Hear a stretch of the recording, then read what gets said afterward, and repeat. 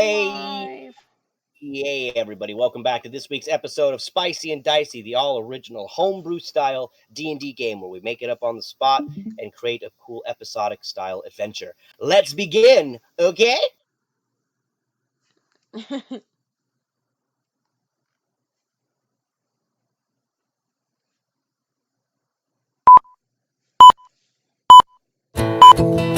My baby want a Birkin. She's been telling me all night long. Gasoline and groceries, the list goes on and on. This 9 to 5 ain't working. Why the hell do I work so hard? Can't worry about my problems, I can't take them when I'm gone. 1, here comes the 2 to the 3 to the 4. Tell them bring another round, we got plenty more. 2 stepping on the table, she don't need a dance floor.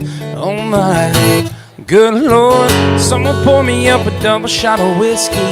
They know me and Jack Daniels got a history. There's a party downtown near 5th Street. Everybody at the bar get tipsy.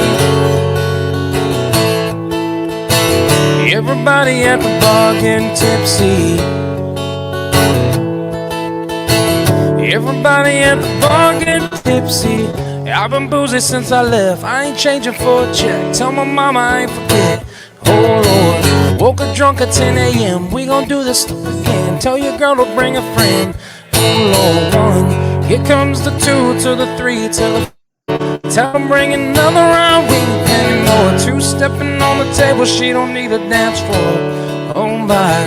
Everybody, it's me, the viewer. Now let's get spicy and dicey. Huzzah!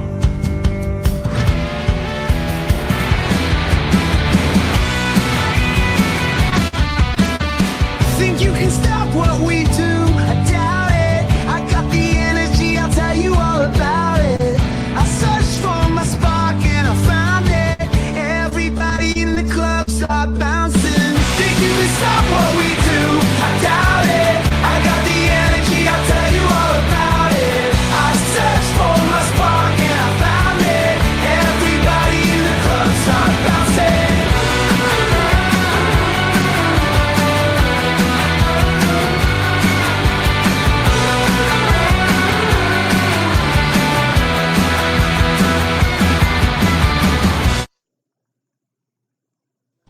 Last week on Spicy and Dicey, after Darwin's demise, Grimaldi went to talk to Clive, who tried to make a deal with the Spectre, who laughed in his face, and instead went and turned his sights on Sakura, attacking her and Sonic in her room.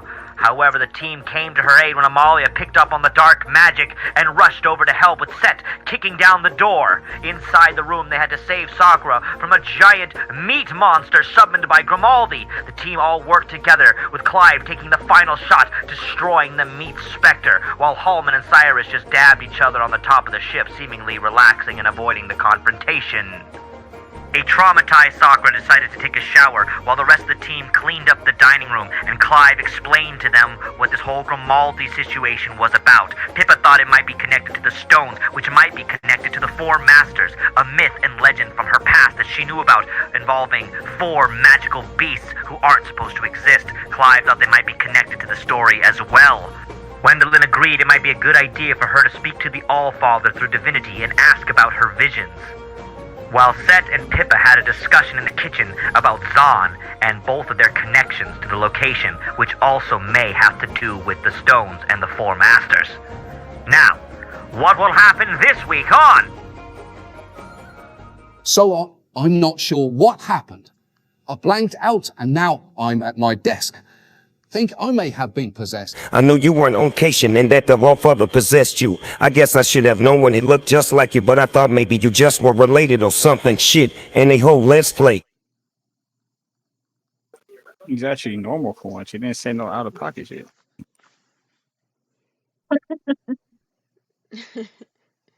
All right, guys. Welcome back to this week's episode. As we remember, last time you guys were all in the dining room of your ship, with Sett and Pippa in the kitchen having a conversation with Halmon and Sakura. You guys were pressed up against the kitchen door, trying to hear it on their I was inside. I was invisible and inside. Okay, so are you still invisible? Are you still wearing your ring? Fuck yeah, dude! I'm not gonna let them know.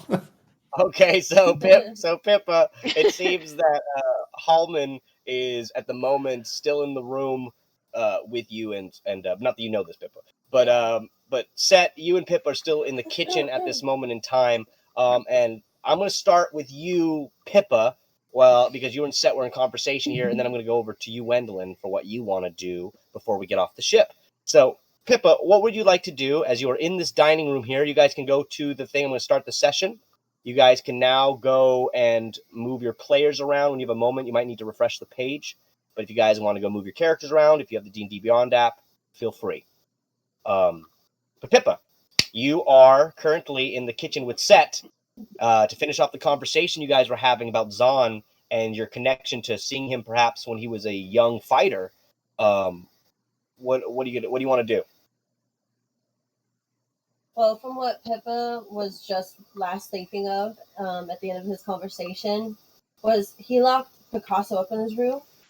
So I'm going to look at Sett and be like, and by the way, what the hell? Why is Picasso locked up in your room? Weirdo. Yeah, it's not. Is it really that weird? Well, it depends on what you're doing to him and what you're going to do, I guess. I fed him and then, smacked him around a bit because I needed some information for some things, and he helped me out a lot. He was a good guy. What information? He was just letting me know some things about some people that I'm gonna want to visit eventually. Some friends, acquaintances, maybe even family if I have any left. But what are we gonna do with him? We're gonna let him go. Oh, because Sett's gonna look at Pippa with a really really? You want to let him go? Suggest. We've already pretty much been holding him captive, tortured him. He apologized. I know he did a really bad thing, but He tried to kill us, Pippa. What the fuck? Wait, you say this out loud in the room while you're invisible? Halmon, your voice just comes out of the corner as you did say that. I'm saying you said that out loud. Yeah, I said that out loud. And Sett reflexively throw a punch in that direction because you just scared the shit out of him. Yep. Pippa turns around what the fuck, Halmon? So, Sett, you just swing towards Halmon. Halmon, give me a dex save here. As Sett, you throw a melee straight at him. If you hit, I got a 5. Oh, so Sett, you definitely hit him. I don't care what your armor class is, Halmon. He pops you right in that direction. So Sett, roll a melee attack for me, please, and give me the damage. Got it. Unarmed strike. Yeah, you just screaming that out of nowhere in the kitchen, man, while invisible. I'm not sorry. It's fine. Sorry, not sorry. She was saying 7 damage. 2 we're gonna let him go. He apologized for trying to kill us and break the ship and send us to our death. Oh yeah, let's just let him go. It's fine. I just want to know what exactly he wanted to do with them. We can. I don't know. I really just want to hear ideas because I'm I understand, I get it, but I don't know. Halmon, by the way, you take 7 hit points of damage. I took it. Okay, cool. All right, well, for Halmon, I'm assuming you take off your ring now and show that you're there. What the fuck are you doing here? I was hungry. We're killing him, right? Sett's just staring at Pippa. Fine, whatever. Okay, sure. cool. If you guys really want to kill him, fine. I'm not going to stop you, but my dude, I don't want to be that guy, Pippa. Oh wait, Sirus. Did you have a deal with him? He's not. I'm not there. I'm just. Yeah, never mind. Well, I don't think Halmon knows about the deal. So. And Sakura, by the way, you can hear this. You're still outside the door, and you're still listening, so you can still hear everything, Sakura, currently. Okay. Just so you know. I wasn't sure. Yeah, you can hear them. Okay. Well, as you guys discussed this in the kitchen, or in the kitchen, Wendeline, you're in the dining room right now. Is there anything you'd like to do? You kind of just last we saw you, Wendeline, you were just kind of cleaning up the bloody meat globs all over your guys' room. You guys managed to destroy that disgusting, vile meat monster. And Wendeline, you still taste the coppery, gross type of fucking taste in your mouth from that meat tube. What would you like to do, Wendeline? Have I showered since these events have taken place? I don't think Wendeline is showered. No, I think you're just kind of have been in the kitchen helping clean at this point. So what would you like to do? You can do anything. I mean, yeah, it's cleaning up at this point. I'm probably gonna go contemplate like what kind of conversation I might have to have with the Allfather and some other things going on. But I need to go clean up. I'm gonna go take a shower, so I'm just gonna dip out real quick. All right, Wendeline, so you kind of walk over this way, and you kind of head over to, let's say, the bathroom. I'm just going to put right here. Let's say that these doors on the ground lead to, like, a shower area. I don't know why it's not here on the ship, but let's just say that. So, Wendeline, you go take a shower. You walk by Amalia and Tommy Bigabo as you head over that way. And Tommy kind of runs up behind you, though, Wendeline, as you head over that way. He kind of grabs you and says, "Excuse me, Wendy. I wanted to tell you something. You know how it's hard to describe, but you know how when we were at that wedding with Amalia and the fates gave you all that power and all that stuff? Oh yeah, I remember. Well, I would hope so, but I gotta ask you, is there any way that you could tell me if my concert tomorrow is gonna go good, or is it gonna be bad? I mean, is there any possible way for you to figure that out for me?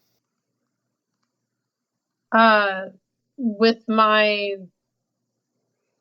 whatever divine power I have, no. I mean, but with the faith I have in your passion for your creativity, I think it is going to go well tomorrow. Oh my God! Give me a. I don't know if you're being deceptive here, or are you persuasive? What are you trying to be here? That's some charisma. She's putting the riz on him. Okay, you know what? Okay, if you think that's a charisma roll, then Wendy, you give me a charisma. She's being a good friend. Let me do a charisma. Just do a charisma check. It's fine. Just a regular charisma. At advantage. It's a 16. 16. So he looks at you. He's like still a little like, you really think I'm talented? You really think I'm good? No. Nobody asked you, Sirus. Nobody asked you. I'm talking to the beautiful lady over here. I'm gonna go take a shower, and then she just quickly dips out. Okay. So Wendeline, you go like quickly downstairs to take a shower. You wash yourself off. While you're washing your hair, Wendeline, you are thinking about the prospect of indeed calling the Allfather again, maybe getting more insight on this, and also if he has any insight on the stones. So you kind of wash your hair. The soap runs down your face, Wendeline, as it drips onto the ground. It's like an old yellow bar of soap that smells like oatmeal. It's like an oatmeal style soap. And so when you use it, it's definitely like a nice frothy soap. However, it's not like flowers smelling or anything like that, but it seems to be organic. So as you clean yourself up, Wendeline, you seem to get sorry. You clean yourself up and you're pretty good. So let's go to you, Sirus. As they discuss this in the kitchen, what would you like to be doing, if anything? Honestly, I think he's just sitting there. I mean, at this point, he obviously snapped his fingers again, and he's back in like his little casual outfit again. Okay. He's just kind of just sitting there minding his business. He's just sitting there. I would say he's a little bit more closer towards like Amalia. Okay. So he's probably like across with her right now. All right. So, okay. Yeah, just sitting there right now. He's not really saying too much though. Just kind of thinking.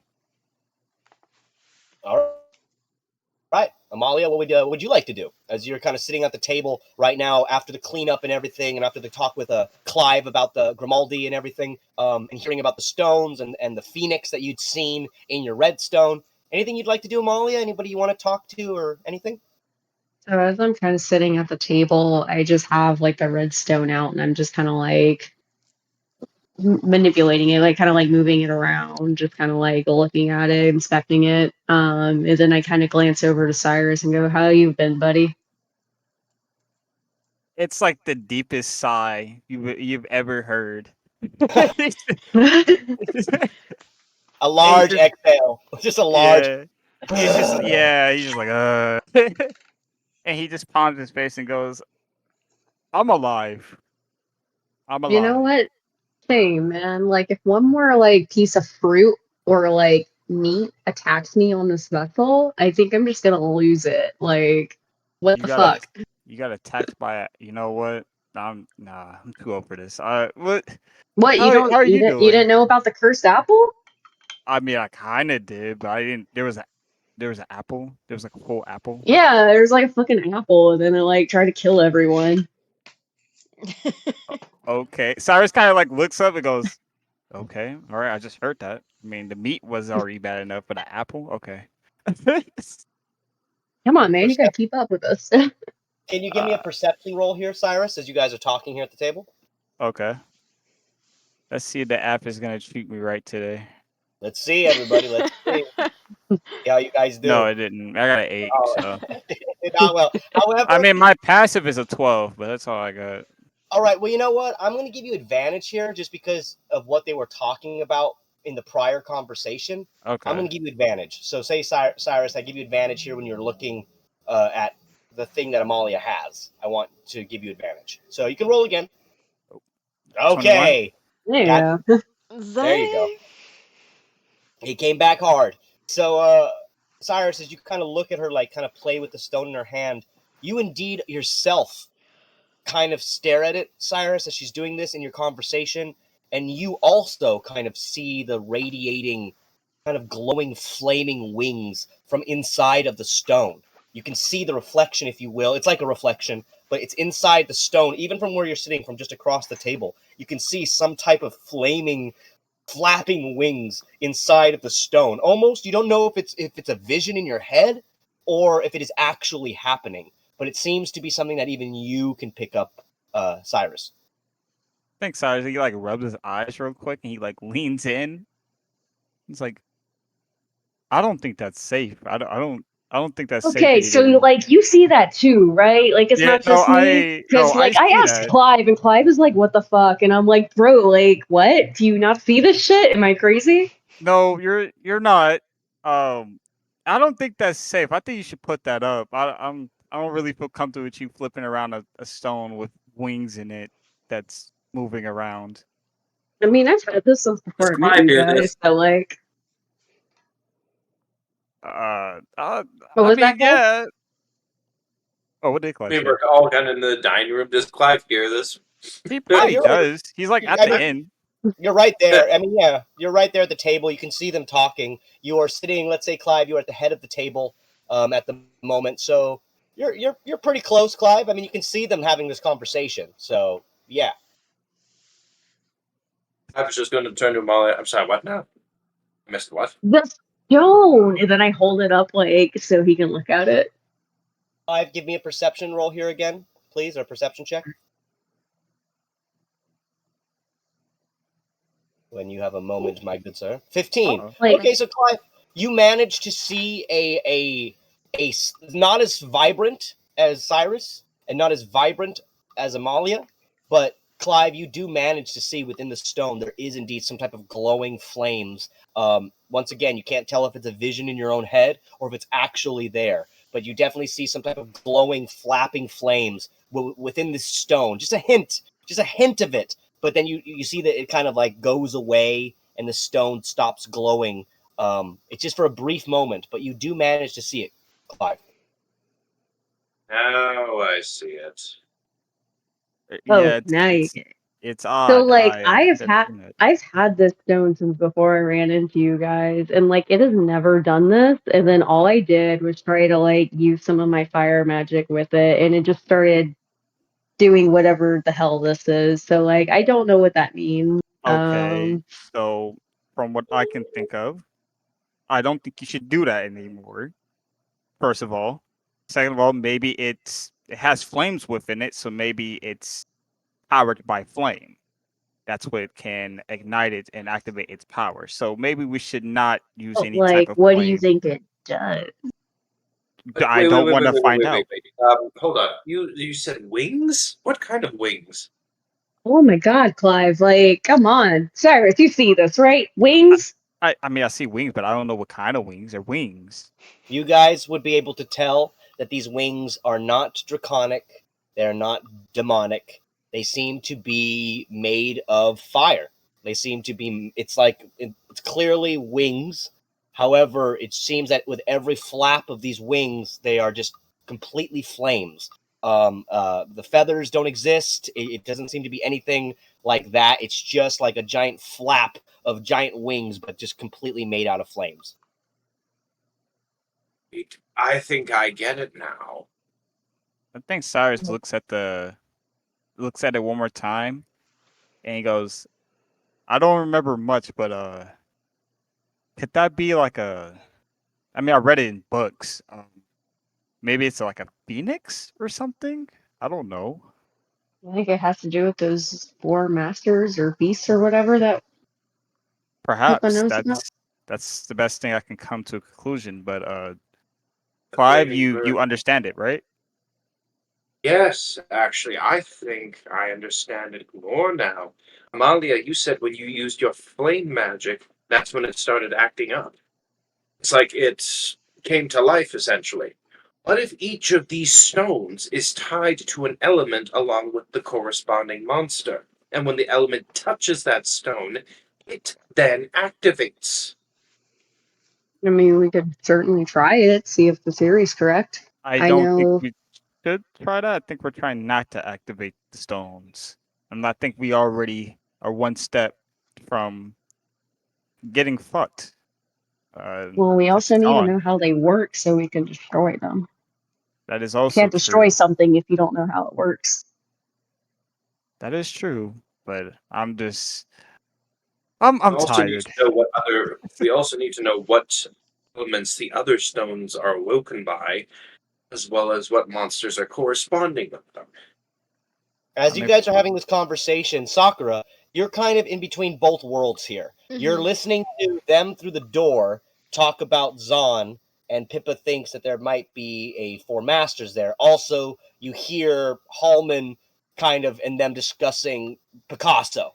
However, Sakura, on the other side of your elven hearing, you can hear Amalia, Clive, and Cyrus clearly having this conversation about seeing the flaming wings inside the stone. Sakura, what would you like to do here before the ship lands? What would you like to do? Mm,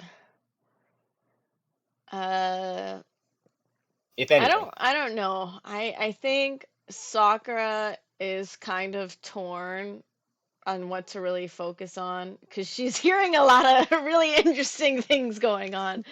Um, so I think actually she's just gonna kind of like stay as a wallflower just a little bit longer. Okay, so you're kind of just listening between both conversations at this moment in time. So while that's happening and they're having their conversation here about the stones, I want to pivot back to Halmon. What would you like to do? As you're in the kitchen right now, your ring has come off.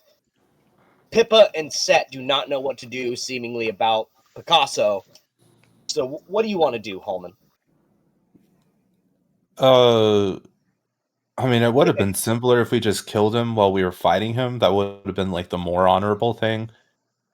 I think if we let him go, he's just going to be more trouble in the future. I don't give a damn if he apologized or not. He's trying to kill us. Quick He's going to heads keep up. trying. Quick heads up for you, Hollywood. You were present when Cyrus told him he wouldn't kill him. Yeah, so take that all back. I was Cyrus made like, a deal. yeah, he did. That's why I haven't done anything to him. Thanks, no I taker. mean, Halmon, We kept hold you on. alive because Hold on. Halmon, you definitely can have your own feelings about it, though. You're right, Yeah, Jesse. yeah, He was that's fine. there and he heard it, but he can have his own feelings about it. So he doesn't necessarily have to agree that Cyrus doesn't want to kill him or that Sett doesn't want to kill him. But I mean, you did hear this, Halmon. You were on the deck of the ship. You're right. He wasn't there for some of that. Thank you, Jesse.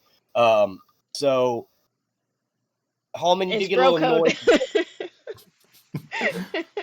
Listen, I'm not trying to step on Cyrus's toes, but if he wants, if both of y'all want to let him go, sure, I'll just kill him next time. Said I'm not in like disagreement of stepping in the way of killing him, but I think we should ask Cyrus again. Are you done questioning him? What should we do? I don't care either way. I just was trying to be the more nice person, but you're right. He tried to kill us, but you know, fuck it, we can kill If him. I'm understanding this, Pippa, you're just indifferent about it, and it's up to the second mate to see what he wants to go about it? Originally, he wanted to question him, and I want to make sure he's got all the information he wants. You know, maybe we could use him to like send a word like, "Oh yeah, try to come after Sirus." Yeah, no, that's not going to happen. But I mean, killing him would send a word too. So we can always send him the head, you know. Eee. True. That's what I'm saying, like, Cyrus. The kitchen doors are like the old saloon doors, or like the the normal kitchen doors that just open both ways, right? Yeah, they're like kind of like swinging, like kind of two swinging doors. There is a latch. You can lock it with a small like little like like a little chain, like a little pin. chain latch. Yeah, what is though. this little hotel Yeah, lock? it's like a little tiny But gold chain. So does Sakura, Halmon know like, that Sakura's hiding? Or did I see her hiding when I Yeah. went to hide? Okay, so Yeah. I know she's out there. Right, Yes, so you know. that doesn't, and We Sett looked hearing at that each Cyrus other. We sees it. looked at you. We looked at each other before you went in with your ring. Okay. I'll let it happen. Sett's gonna be like, okay, sure, whatever. Let's just get this over with. He's gonna go over to the door, push it open insanely hard, and call Cyrus, but doesn't know that Sakura's on the other side of the door. So Sakura, you need to make a dex save. Damn. Here. So does he need you to make one as well? No, he does. For No, getting it's hit in if the she's face taking with the door? damage, If you get hit in the face, It's just you. It's just you, unfortunately. Okay. You're holding Sonic, so A dex I don't- save? Yeah, dex save, please. Okay. But it is one of those spring 280. Oh, thank Yeah. God. Thank Okay, God. so you managed to miss the door as it swings open. Sett, you don't notice she's there, but Sakura, you kind of like pull back really fast as you hear the footsteps I'm gonna like coming. turn around completely and start walking the other way and kind of like whistling to myself, like. I walk by them really quickly, and I pull Sakura's arm to get away from them. All right. And I'm like whispering, "Hey, you gotta pretend this flute thing's like you have no idea what's happening. Okay, pretend it's a surprise. I don't know. Just you gotta for the set's sake, just pretend you know nothing about it, please." you said last session that she didn't hear it. Yeah. Last time, well, no, it's okay. Halmon would have known that because he was in the room. You just So- spoiled it straight up. Hold on. I'm like, what flute thing? Don't worry about it. Oh my God. All right, Oh, this I is guess. it. I don't know what you're talking about, but I don't think I heard Hey, that part. but- I think I was focused on the other conversation. You didn't hear everything I heard? I thought Maybe, you were right like- outside the door. I heard a lot of it, but Clive and Amalia were saying some interesting. They're all having. You guys just interesting talking out conversations. loud We're a right bunch next of to the door? nerds, man. No, we're whispering. We're Okay, whispering. okay, I was just like, what the fuck? That's some loud ass All right. whispering. All right, so Cyrus. Opens the door. Just Cyrus, just for that, Sonic's gonna teleport into your arms and start barking at you. Wait, hold on. Whose arms is Sonic gonna teleport into? Whose arms? I don't even know who just said that comment. Okay. I don't know who so, said that either. So Sonic, let's just say Sonic teleports into Halmon's arms. Halmon, you just capture Sonic again as like he just teleports into your arms. He's quite comfortable with you, Halmon. And Sakura, you're just once again, you're between two worlds. You were hearing the conversation about the stones. You were hearing a conversation over here. However, This is all fucked, man. all right. So Sett and Pippa, you now leave the kitchen as Sett. You lead the way and you call out to Sirus. So Sirus, as they kind of bust through the kitchen doors and Sakura moves out of the way, Halmon kind of goes and has a side conversation with Sakura. But Cyrus, it seems that Pippa and Sett have called your attention. Clive, you and Amalia kind of then look up as well as they come out, referencing Sirus. Sett just sees you guys staring at the stone like, my precious. I think Sirus just kind of like slowly looks up and he just goes, all right. And he gets up and he walks over. Pippa's gonna walk right up to Sirus and be like, did you know that Sett had Picasso locked up in his room? 2. Had what? Yeah, unfortunately, but I already had my deal with him. Yeah. What he said. Well, I didn't. Clive just I gonna didn't look think at. Clive is just gonna look at Sett, just like.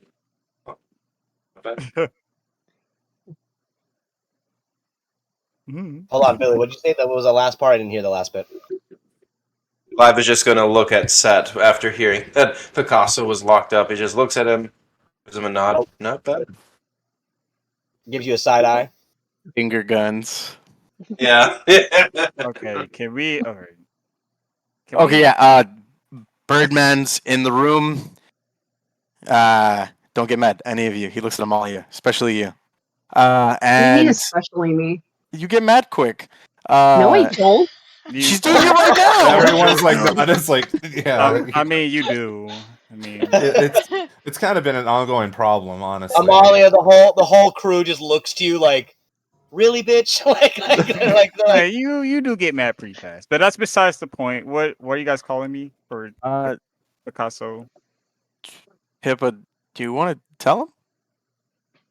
Okay, so I found out that Picasso's locked up in the room, and Halmon was spying on us with his little rig, and we were all talking, what should we do with Picasso? I mean, Sett and Halmon want to kill him. I don't care either way. I just want to make sure you got all of your questions asked, all your information, or what else. Like, what do you think we should do with him? Because Wait, can Sakura hear this? Yeah. Yeah, everyone. Oh, yeah, okay. everyone's in the, Open they're in the room. talk. Everybody but Stop. Pippa, I have an idea. What if we change him into like a bird or something? Can you do that with your druid Isn't he powers? already? Isn't he already a bird? But like a He is real a- bird that can't talk, I could just. and then we can That's just let him go. temporary. You know? No, then he would probably change back. I don't think any of us have the capability to permanently change anyone into a It won't be permanent bird. Aw. Unless we ask the All-Father, but I'm not talking to him. I could just make him not talk. Halmon, do you have any like Santa Claus powers that would like, I maybe mean, do that?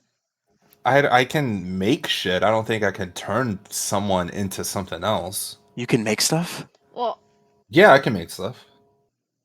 All We'll right. talk. Kinda We'll stuff. talk. We'll talk. But We'll I talk. mean, you're not technically turning him into something else. You're just making him more of a bird.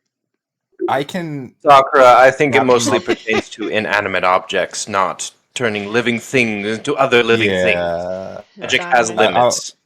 I'm You know limited. If I may, with 3 options, he lives and we let him leave. We kill him, or we let him live, but we make sure he doesn't talk. Oh. Like Coleman grabs a knife. Wait, talking no, about wait. La lengua? He obviously has some information that I was given. I'm still processing, quite frankly. I think Sirus, he like stands up, and he stands in front of the door of Picasso, so no one just goes in there and slaughters him. You smart man. Teleportation. You dude. smart I could get in man. there if I wanted to. I was Yeah, see you're forgetting I'm about gonna that. run up in there. You knew I I was would- gonna do something, huh? Yeah, now you guys are gonna go in there and grab him. So he stands there and he goes. So I was given quite a, a little bit of information, especially pertaining to myself and a little bit of my father. I'll just keep it short. He says that Excalibur, if you guys know what that sword is. I need all of you to give me a history check here. Hell yeah, -1. Golly, he ain't gonna know what that is. I don't know I have nothing. a negative. That's not like Hey, smart. I have a -1 too, but I still got an 18. I'm so sorry. Pippa with a 1. Roll Lord. 3. Yeah, I don't know what the fuck that is. There's no way. I got an no one 18. understood. Maybe I know. Okay. I got an 18. 18? Okay, Clive, you got a roll. You got a 15, right? The Okay, only cool. Yeah, I ones. got 15. And then Wendeline, you're not there right now, so you actually don't need to give me a history check, unfortunately. God damn. But Clive and Halmon, you have heard of something called the X Blade. This may be what he's talking about, but both of you have heard of a mighty, mighty sword that was supposed to go to the royal family, if ever found. However, this is, for you, Halmon, been known as the X Blade. And Clive, you've also heard of some type of sword called the X Blade. I mean, that- you talking about that X-Blade shit? That's what's called. Yeah, I guess so. That's what it is because do you The guys sword, know of a man the sword called no one knows about that's just gone and it's basically legend? supposedly until I found out a man called Arthur, or supposedly King Arthur now, since he is the king of the West Kingdom. Supposedly he's not the one who originally pulled the sword. It was my father's. And Oh, so he a therefore, thief. and therefore, with my father gone, that would mean that I'm next. And whoever has that sword would technically be the new ruler of the West Kingdom. Whoa, wait a minute. You're a king? I guess. I don't know. I don't remember who I am. I don't know. Maybe. Do you trust I him? can see that. Pull him out. Yeah, He's in the room behind you. Yo, go pull that motherfucker out. I get Cyrus like, okay, or hold on. He walks in and he pulls Halmon out has the his axes like trying to brandishing it. That's fist ignite. He's just ready. Clive, you were going to say something. What do you want to say, Clive? He was just as soon as Cyrus says that he could be king and such, Clive would just be looking at him like, I can see it. I can definitely see it. Yeah, makes sense. Okay. I appreciate it. I mean, you are kind of a goody two shoes sometimes, Cyrus. I mean, Yeah, which a is little bit. good I'll for a still smash your king. teeth in. Don't forget about that. Yeah, but we're can I grab friends, him? you know. Yeah, we are. You're like my brother. Get And then the he go chicken! grabs Picasso. Yeah, he grabs Picasso. Got the chicken. Why he's saying it? Do you guys want to get Picasso out, or what do you want to do? Yeah, Cyrus Yeah. walks in and he gets Picasso. Let's hear it from the chicken's mouth. Okay, so you pull out Picasso. Picasso's kind of a And little. he's holding him by the neck. Like he's holding him All by the right, neck, and he summons his sword and he holds it at his throat. If he tries anything, he doesn't want to kill him, but if he has to, he will. All right, give me a intimidation roll here, Cyrus. Oh, I want to help. Can Okay. Sett ask Cyrus a question while they're doing this? Yeah. Yeah. Can you still use the circle of truth? Yeah, of course. Oh, then we're set. Now would be the time. I got an 18. Okay. I got an 18 too. Oh, okay, yeah. Yeah. We're good. Nice. Twins over here. Twins. And then I'll pop my my zone of truth. Okay, so you put the Charisma zone of 16. truth on Picasso. How big is it? It's 60 foot.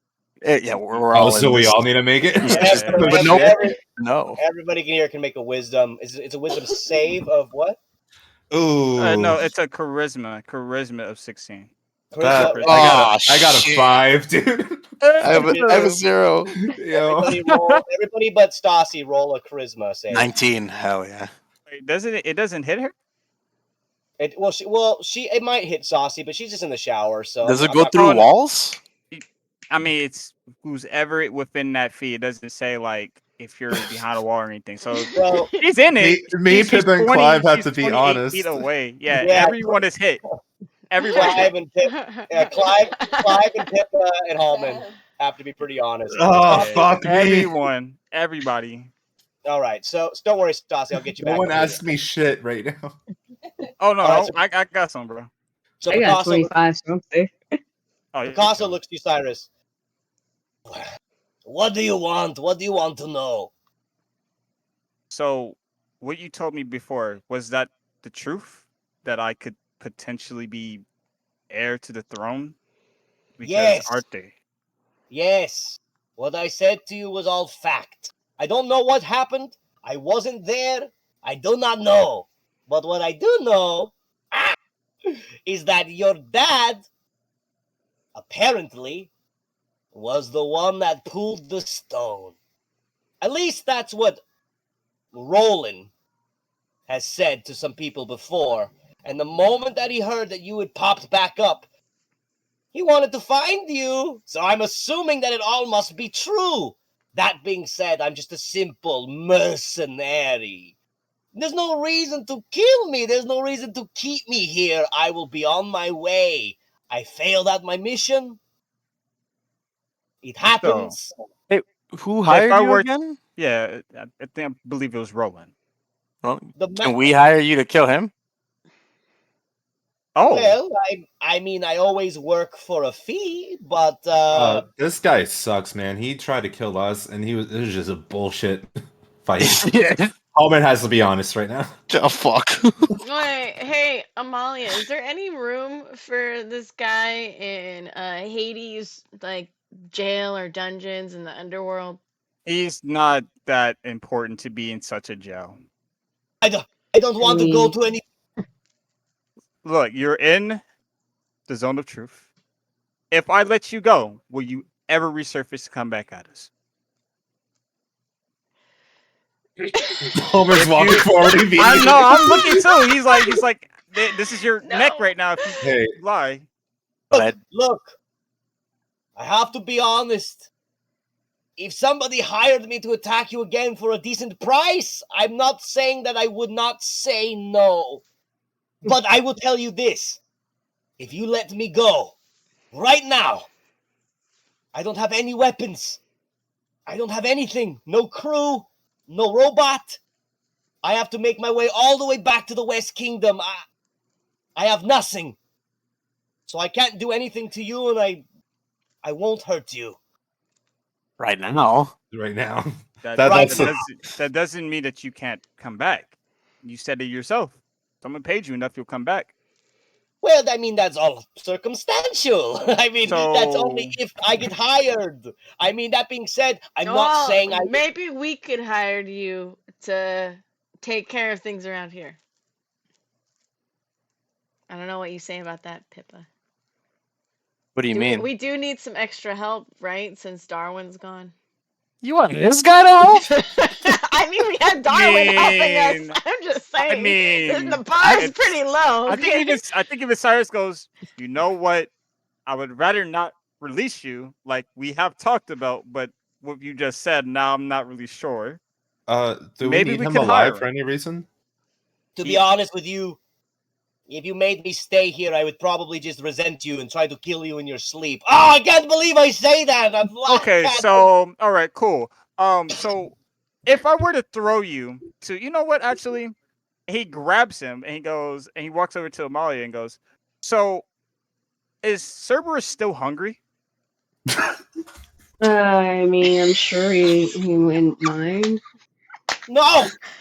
Please, no. I don't want to be fed to anything. I don't want to be fed to a giant dog. Please, let me go. I am a simple mercenary. My family has worked for years for the West Kingdom. I have nothing. Picasso, listen, I'm sorry, buddy, but like if we just let everyone that tries to kill us and like give them like a free pass, I'm staring at Riz as I'm saying this, we're just gonna get like the wrong impression for the people that I have come to agree after with us. Halmon there, honestly. And like we gotta make a show out of this, you know? Like there has to be some consequences. And this is Halmon being truthful. Okay. So, I'll give you a choice. Sonic dabs you up. I think sorry, she looks him straight in the eyes and goes, "So you have a choice. You can stay here, and if you do backstab us, you're gonna die. Or I feed you the dog, and you can die. Or I let you free, you come back, and then you can die.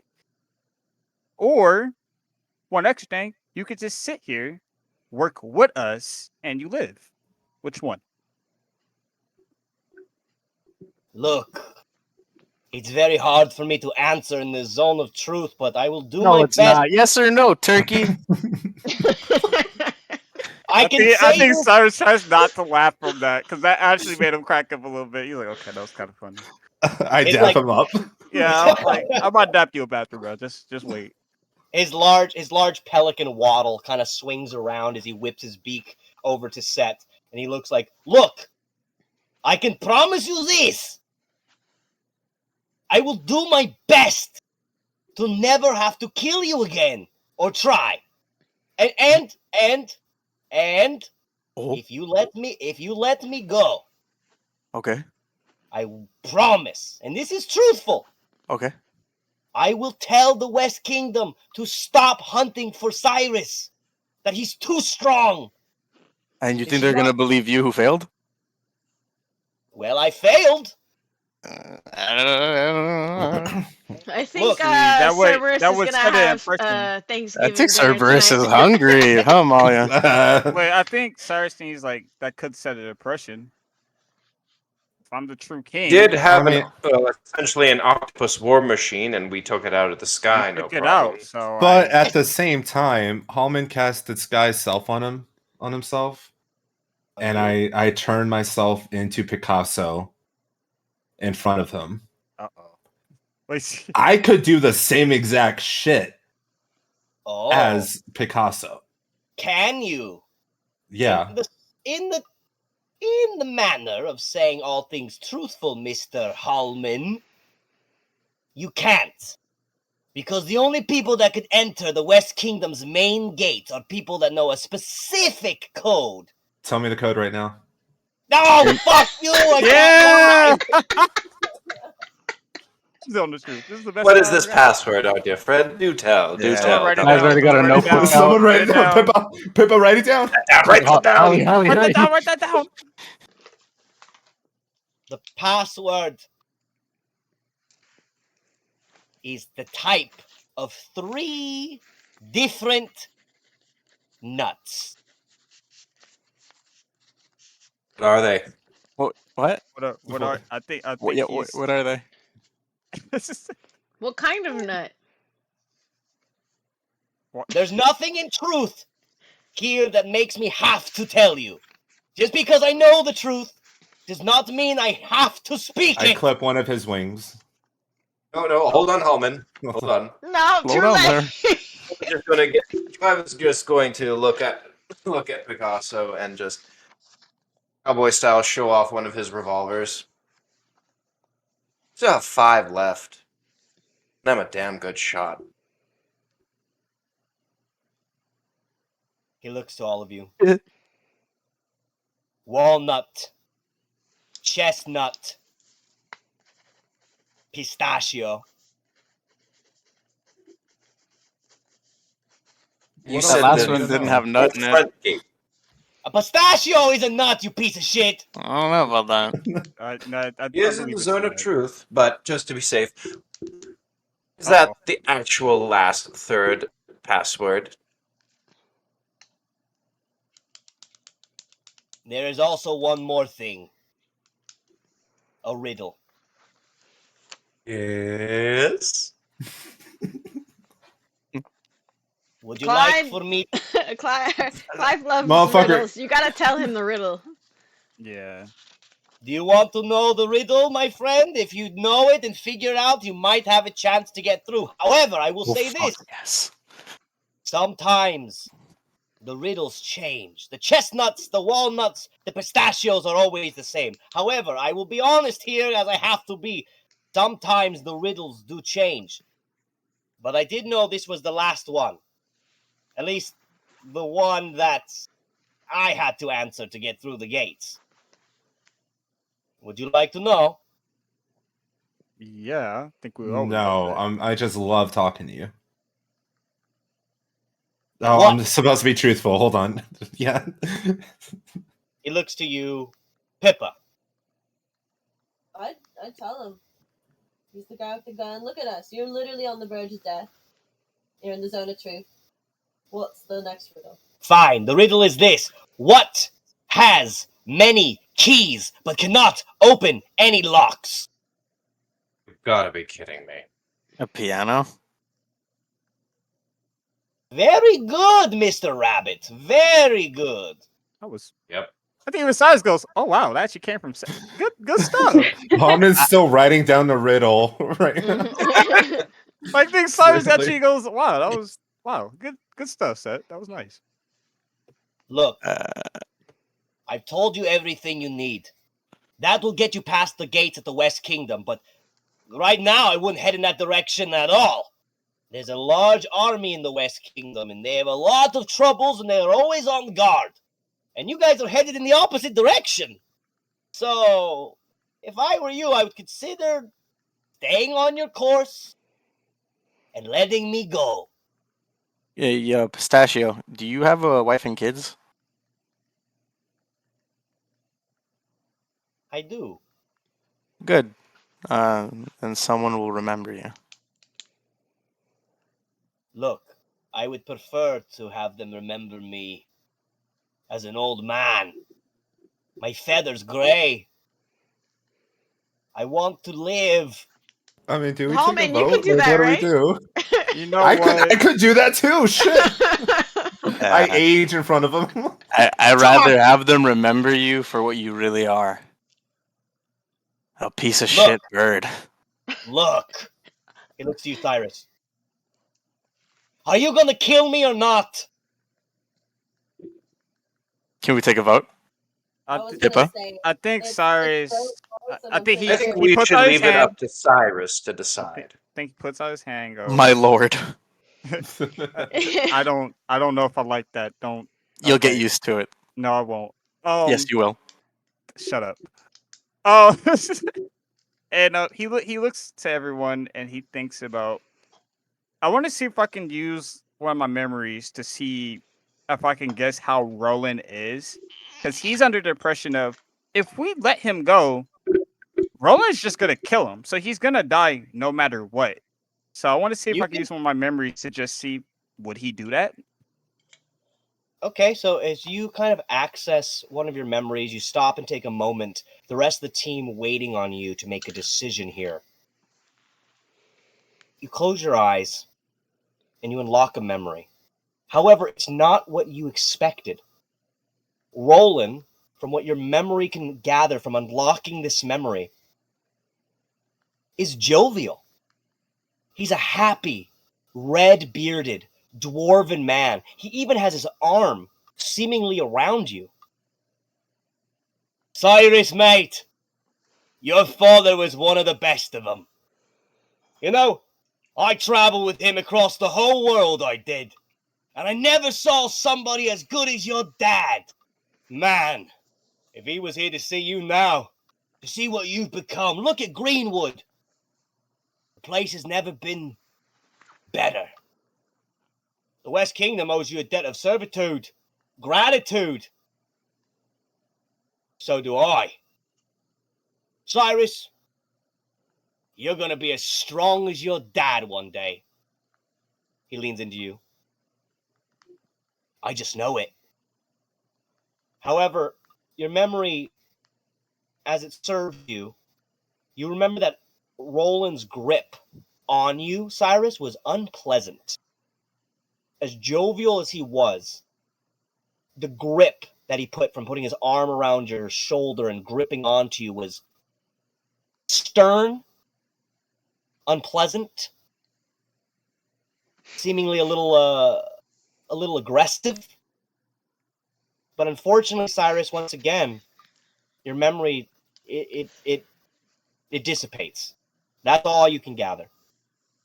From now alone, Cyrus opens his eyes and he goes, "We'll let him go. What? We'll let him go. Do my ears? No, trust me." I imagine we were all standing there for quite a minute. Can I ask why? I'll wait for the big bird to fly off. Thank you.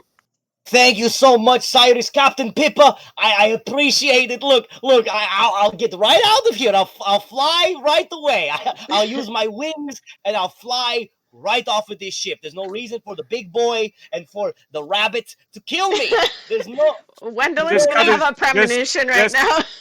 Yeah, just cut it short and fly off. Go. Yeah, He looks Go to for it, change my mind. Do we go to the top deck and just like goodbye?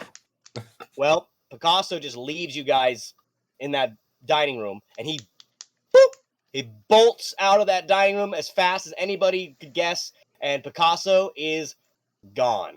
He jumps off the ship, does a giant glide as his pelican wings, large, probably about a 16-foot wingspan, as he flies off the ship, which is headed now down to South Harmony, and he takes off into the air. Sirus, all of you in the dining room, you watch as Picasso leaves the dining room and the ship. However, Wendeline, while they are doing this, you are down taking a shower, Wendy.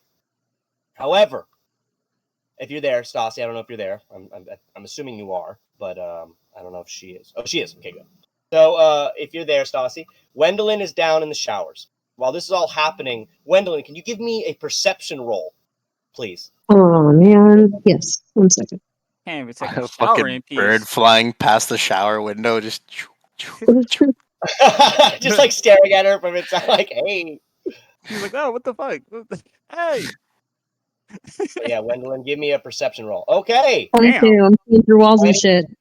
22. So as you're showering, Wendeline, you're kind of washing yourself. You like I said, you felt the soap, the oatmeal soap is now out of your eyes. You kind of wash it from your face. And as you look up right in front of you, Wendeline, there's a giant eyeball just staring at you in the shower. What? Just a giant Cute. it's an eyeball seemingly growing out. It's the eye is growing out of the wall of the shower, and it just blinks at you. Okay. I'd cry. What do you want to do? I would cry too. I'm not gonna even hold you. Yeah, like I let out a blood curdling scream in the shower. All right. Yeah. So as you let out a blood curdling scream, all of you can hear this scream from down below as she's in the shower. All of you in the dining room can hear this. Wendeline, as you release this scream, the eye seemingly does a blink and sucks itself back into the wall, leaving you alone. Yeah, I think Cyrus, he's running down. I greater same. teleport Yeah. over to like outside of the shower area. All right, so Yeah, Cyrus is on his way over there. Yeah. So Yeah, Pippa's gonna bolt. So Pippa, everybody, Sakura, did you want to head over with them too, or are you going to stay in the Yes. dining room? All right. Yes. Yes. Halmon thought he was going to kill something right now, and he doesn't get to, so he's ready to He's ready to kill scrap. something else. Yeah. So As Wendeline, we run down, I just want to say I really hope that's not Picasso. so Wendeline, as you kind of stumble out of the shower area, you see that the whole group has heard you scream, and they've come seemingly to check on you. What do you want to do, Wendeline? Well, I mean, I'm like catching my breath right now because I'm like trying to make obviously it just disappeared, whatever it was. So I'm like sitting here like, did I just hallucinate that? Was that real? Like I'm in shock right now. So I'm just like trying to get a hold of myself, like in the shower, kind of shaken up right now. You can see that Yo, Wendeline Wendy, you okay? Wait, are they just in the bathroom with me right now? We're outside. Waiting outside. Did you slip or like what happened? Is everything all right? I throw Sonic in there. It's like, Sonic, tell me what's going Why would on. you throw the dog in there, man? Because it's not weird if it's a dog. Isn't Sonic like an electric dog? Yeah, I can electrocute. Oh Okay, my Sonic, so come back, buddy. You just throw a poster in there. Okay, so I'm talking through the door. I'm like, I'm fine. I thought I saw an eyeball. It's fine. Wait, eyeball? I'm gonna Was it teleport in bird-like? Okay, so Sakura, you just teleport right into the shower with her. No. And Sakura, I want you to give me. So Wendeline, she just appears next to you in the shower. Wendeline, you're naked. So Sakura, she's just like naked in the shower. You're You just fully clothed, by the way. That's okay. It's okay. Sakura used to live in the woods, okay? Gwendolyn's like screaming again, like, what the fuck? Push her out. Sakura, What the hell? give me an investigation roll, please. Okay, I have a passive of 15, just so you know. Okay. That worked. That actually works. I'll Oh. take your. I'll take. Okay, yeah, I'll take your don't pass. don't take this one. Don't take this roll that just came. No, Okay, I'll I'll take the 11. Take the I'll 11. take Let's see what I'll happens. take your. I'll take your passive. Sometimes As this happens, can Pippa just yell because she knows Sakura just bolted in there? Can she just be like, Sakura, is she okay? What's going on? So Sakura, as you look around with your investigation, you look at all the walls in the shower. You don't see any eyeballs. You don't see anything. You don't see any eyeballs like that. So Wendeline, you're just kind of holding yourself, like as Sakura is standing next to you. But she doesn't see There's any a eyeballs. lot of invasion of privacy going on around here. What do you mean? You know what I mean. What do you Where mean? is it? Where's I the think it'll be great and Where was the beneficial eyeball? for us once we all get to the city. Yeah. All right, Are we In the landing city. soon? Yeah, we Hold can on. touch down. Hold on, you guys are going to be landing literally in a second. So, Sakura, you're in the bathroom with Wendeline. Wendeline, I don't see the eyeballs. What is the eyeball? Where is it? I don't know if it was real. I saw it on the tile. Oh my god, I can't talk today. I saw it on the tile, like right here, but it so funny. disappeared as soon as I screamed. It was just really disgusting. I'm gonna like try to like hit the area where she said she saw Okay. it. All right. So I want you to do that, Sakura, as you start like hitting like the bathroom walls or something. Give me just a strength check, here, please. You hear Tommy yell out in pain. Yeah, he's like, ah. Oh wait, no, sorry. Whoops, I did a saving throw. My bad. Hold on. You're good. You're good. That's a nat 1. That's a nat 1. You would have That's a nat failed. 1. It was a Thank- save. Oh my not a god! save. Thank- That was Oh, a nat 2. God. So, Dude, what's going on down? I'm not going down there. I'm not. Unfortunately, Sakura, you don't see anything either. As you kind of bang on the bathroom walls to see if there's any Damn. eyes on there, anything squishy or different. Nothing. However, you guys do feel now the ship. I was getting there. The ship now then docks and seemingly lands as you feel a kind of a giant, large jolt. It's the normal kind of ship landing sensation that you guys have felt before. It is docking. So you guys have docked, and you hear from above, all of you now from the bathroom area, you hear Bako scream from above, "We have arrived in New Harmony! Welcome to New Harmony, Captain Pippa! We have arrived!" Thank you, Bako. So, think you before all it- have... And then Before anything else you good? happens, I think she's fine. I think she's more freaked out about Halmon's Sakura. gone. Halmon's gone. I think before like everyone like walks away, and before Sirus himself walks away, he looks at who's ever there and says, "I let Picasso go because if I remember one thing about Roland, he's not forgiving. He won't make it, and to be quite frank, I don't even know if his kids will make it." Spoken like a true king. I dap him up again. Just okay. I think Simon's like, okay, all right, I guess I'll take it. I'm gonna, Gang shit right there, man. I'm gonna yell to Pippa and be like, "Tell everybody else to leave, but you and Amalia can come and check in here if you want." And I open up the door. Cyrus looks away so fast. He looks away so fast that he walks away. You guys have fun with that. I'm not. I got respect. I'm sorry. Yeah, and as Sett's Glad to leaving to know. go see where we landed, he yells out so Wendeline can hear. Oh, by the way, Cyrus is a king now. What? Why would? What? So we'll meet you guys back outside in a second. Yep, see you guys outside. So Sett, Halmon, Sirus, Clive, I'm assuming you want to go to the top deck as well? I'm gonna go with them, yeah. All right, so Amalia, you're heading up there too? She said, Yeah. "No, I'm not coming down." Like, no, that's not my okay. business. Checking. Okay. I'll go. Amalia has gone to the Halmon and Cyrus School of Minding Your Own Damn Business. Pippa, what do you want to do? Do you want to check in the bathroom too, Pippa? Oh Or yeah, I was already headed in there. all right, so Pippa joins Wendeline and Sakura in the bathroom. Are you gonna even ask Gwendolyn? Or are you just gonna go? Pippa, I know, I'm just Pippa, I'm she like, saw. I'm just naked in the bathroom. She saw the eyeball right there, and I point to where she saw the eyeball. And now I don't. Can we worry about the eyeball later when I get out of the shower, please?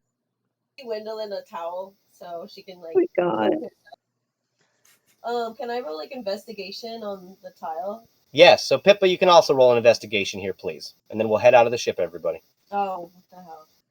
My roll suck. It's a 6.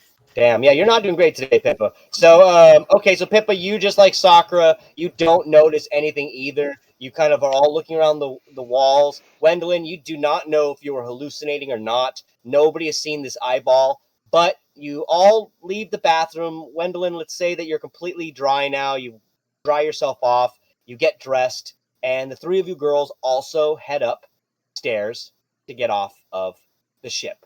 I'm So, gonna before that though, I want to tell Wendeline, I'm gonna have Sonic hang out with you for a while, and if you need anything or you see it again, just tell Sonic and he'll let me know. He'll blink over to me.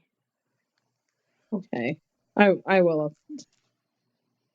so Wendeline, Hopefully this when kind you're of not in the shower. I'm sorry again. Yeah. So Wendeline, this kind of cute, tiny little blink dog. It's like a little kind of almost like a Chihuahua Terrier with spiky pink hair.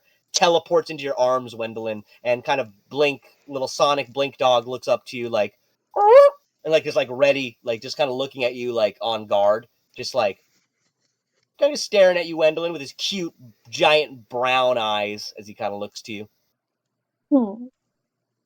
Oh, okay. So I give him a simple. little pet. Oh, yeah, he takes the scratch. All right, guys. Well, you managed to get to New Harmony. So let's change the map here, and you guys are going to be getting off of the hold on one second. You guys are going to be getting off of the boat, and you guys are going to be heading here to a nearby airship camp. As you guys all head off of the boat, as you can see here on the new map, you guys are all together. Tommy Bigabo and Riz are also with you, and you all head off of the ship. However, Amalia, you hear a very familiar voice as you head to this camp that has it's in the airship field. So you guys have landed the ship. It's in this kind of large field. Sakura, Pippa, Halmon, Sirus, you would recognize this field as the same field that you guys had found Govin's body burnt up. So when you guys left to go fight the Green Dragon, I don't know, Halmon, Sirus, Pippa, Amalia, and Sakura, I don't know if you remember, but you found Sakura's ex burnt to death. I remember that. That was bad. Yeah, it happens to be in the same area that happened. However, you guys notice that this area has been drastically cleaned up since you guys were here. The airship field is huge. You guys notice that there's a lot of campers, a lot of tents, a couple airships, your guys as being the biggest, but it does seem to be like a pretty crowded airship field. And as you guys make yourselves known to this small campsite, you guys do recognize that there's food being cooked here. There is some clothing stores here at this campsite, and a couple other bards, seemingly, here on their way to New Harmony. Can I look back at Sakura and kind of like see if I notice if she feels like uncomfortable being here, like what was like with everything that happened, like if she's giving any signs or body language that she's like upset by it. That's up to you, Sakura. I mean, you're looking Yeah. around, Sakura. You I remember think this is where I think Sakura looks kind of like stiff over in this area. kind of get a little Yeah, I more think tightened up. yeah, I think she's definitely remembering and is just a little more stiff, a little more outward or inwardly to herself. I go ahead and like walk over to her as I notice this and take out one of the Lala fruits that I have and give it to her. Want a snack? Yeah, I do. And then she's gonna take it and just start stress eating it. What's a So you just lala like fruit? I think Pippa was gonna walk over too and just like pat her on the back, making sure she's all good. Like, you good? So you 'Cause got we all like feel that it's awkward and we can feel the tension with Sakura. All right, so you kind of go give comfort to Sakura as you girls remember that this area seemingly had some significance for her. Jesse, to answer your question, a lala fruit is a special fruit they got from a monkey village that they stocked up on a long time ago. Amalia had kept a couple of those fruits, as well as some That was other my members. last one. Oh, well, that's her last lala fruit. Oh, So speaking of which, did we have a rest at any point? yeah, you guys can. That was technically a short rest. What Okay. you guys had done. So you guys can take a short rest, all of you.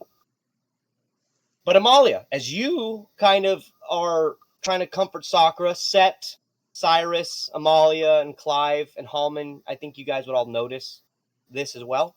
That Sakura is seemingly a little. She seems to be a little reserved or drawn back as you guys get off the ship. Sakura, like I said, you can tell that something has affected her. But oh, I was gonna say, Sett would like to pull Halmon aside real quick and ask him for a favor. What's good?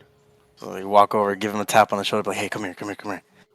Walk on over out of earshot, and he's just like, "You heard too much, and I'm mad about that, but not that mad because it kind of works out a little bit." I Because mean, yeah, it works out, right? yeah, it kind of works out. I saw you turn into a bird. Mm-hmm. Can you do that to other people, but like not a bird? I can turn myself into other people, yeah. Is there any way you can like Santa magic me to look? All right, you know what? We're both dudes. Well, man, Santa, rabbit, man. I need help. So what do you need? I want to look a bit more normal for Sakura. Do you want? I'm reading my spell. It has to be me. That's the issue. Oh.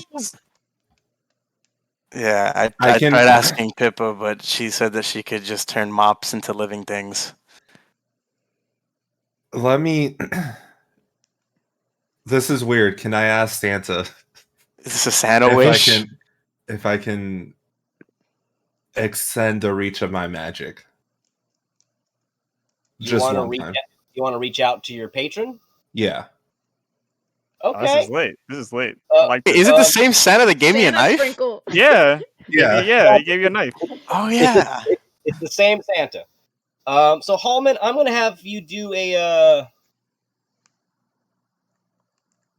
because Santa isn't religion. Really. Yeah, I don't know how you contact your patron. You have to believe. I'm just gonna say if you're gonna like call upon Santa, let's just say that. Let's do an Arcana. That was just Arcana probably is the best for this one. Mm-hmm. It's not really a religion. And then while he does that, Jesse, I will use all of my luck points on this if it fails. Okay. So Seth's gonna continue to try to like explain himself to convince you if you're not already fully there, and just say like, I want to look more like the rest of you and fit in a bit more, and hopefully. Listen, I'll accept you how you are, but I get it. You don't want all the. I don't have to. Okay, yeah. Thanks, man. I get it. I'm assuming a 14 is not going to do it, so I'm going to use a luck point. Okay, so like you 15 would have done it. So I'm okay. Let me try. Nope, 2 luck points. It's okay. You're good. So as you use your luck, 17. Okay. So as you kind of use your luck, you hear like a jovial laugh inside of your own brain, Halmon, and like in your own head, you're kind of swept out of this reality, and you seem to have like a you can't tell once again if this is normal or not. You and Wendeline cannot tell if things are real or not right now. This is not good. This is not good. But in your own mind, Halmon, you see a very chubby, rosy-cheeked, white-bearded gentleman in a red suit standing in front of you. You need me already? What do you mean already? It feels like months. It hasn't been months. It feels like half a year. It hasn't been. In the game, it's only been a couple of days. What game? What game are you talking Don't about? worry, don't worry about it. How you Don't here, worry. Sett? Halmon Nah. has an existential crisis right now. Of MS. Right. Look, Halmon, my good boy, my baby boy, Halmon. Ho ho ho! Can What I do you dap up need? Santa real quick? He I'm he dabs you right back. Cool. I need a favor that's not really for me. That's Okay. gonna kind of help someone else with their insecurities until they learn to like not care about other people and what they think. You know, like it's gonna be a moment of growth eventually. I think. Right, Halmon. Well, it sounds like you're doing something that will make you a very, very good boy. I mean, I'm trying, Santa. You're not watching me all the time, though, right? Well, I'm watching you. I'm watching you all the Oh time. yeah, he know. He know. Yeah, he know what you did. You know Well, about them kids. let me try to. I'm trying to put out some more good in the world right now. I need out my a lot spell of to good. work on. Look, Halmon. I Get need to it. I What do you need to need? be a little stronger to make my friend Sett appear more normal while he's around certain people. Only when he chooses. I want him to always be able to go back to what he is now. Has not always been a good boy. Do you think maybe some of that is because he's been ostracized since he was young? Like he has been fighting for who knows how long. People look at him as a spectacle. Maybe looking a little more normal will help. Give me a persuasion roll here, please. Santa's I will not use wrong. all of my Sett- luck. Sett has killed other kids in the ring because he had to. You said persuasion? A persuasion roll. I'm going to use my last luck point. All right. So as he looks to you, Okay, 19. brilliant. Halmon, as long as you're trying to make somebody's life better, what did I tell you? These gifts are for you. And if you want and say that Sett needs this gift, then I'll grant it for him. Sett, you now have the ability to disguise yourself at any moment. You can disguise yourself on a whim. It's in your. I'm not going to add it in your stuff. You can add it if you want, but Sett, you are now granted basically like a scroll that you could learn, but you have now been granted disguise self. It lasts for an hour, so you can just keep re-upping it. Okay. So, like, does it happen at that moment? Like, do I just? You have to pick what you want to be like. Yeah, that's up to you. But right now we're Christmas still in miracle. It's not Christmas. As he looks to you, Halmon. I'm very proud of you. The first thing you did was help others with the gift that I gave you. It's a very good thing. I was right to trust you with them. Ho, ho, ho, ho! And he just like disappears and just turns into Santa magic and turns into sparkles and snow. And Halmon, you are just transported out of your own mind. In front of you is Sett. Sett, you seem to be radiating some type of magic out of your body. This is all happening while Sirus, Amalia, and Pippa are kind of comforting Sakura. However, Wendeline and Clive, what would you guys like to be doing? Don't worry, Sett, I'll go back to you in a second. But Clive and Wendeline, you guys are all here at this camp. And you can go move your pieces if you'd like. But you guys are all outside of this camp. Oh, hold on. Before I get to you, Clive and Wendeline, Amalia, as you are comforting Sakura, you happen to notice and hear a very familiar sound, Amalia. You hear a very familiar voice, accompanied by a banjo. And this voice sings a song. Take me home, country roads, to the place that I belong, West Virginia, Mountain Mama, take me home, country road. You see, Amalia, from your peripheral, a very familiar face. You see Blackjack and Banjo, who you haven't seen since you were in the land of Drew. Blackjack plucks on his smiling-faced Banjo, and you see him, Amalia, playing in the camp, not too far away from you. Anything you'd like to do? I'm gonna walk over to where I hear the sound coming from. All right. And you notice Blackjack sitting there.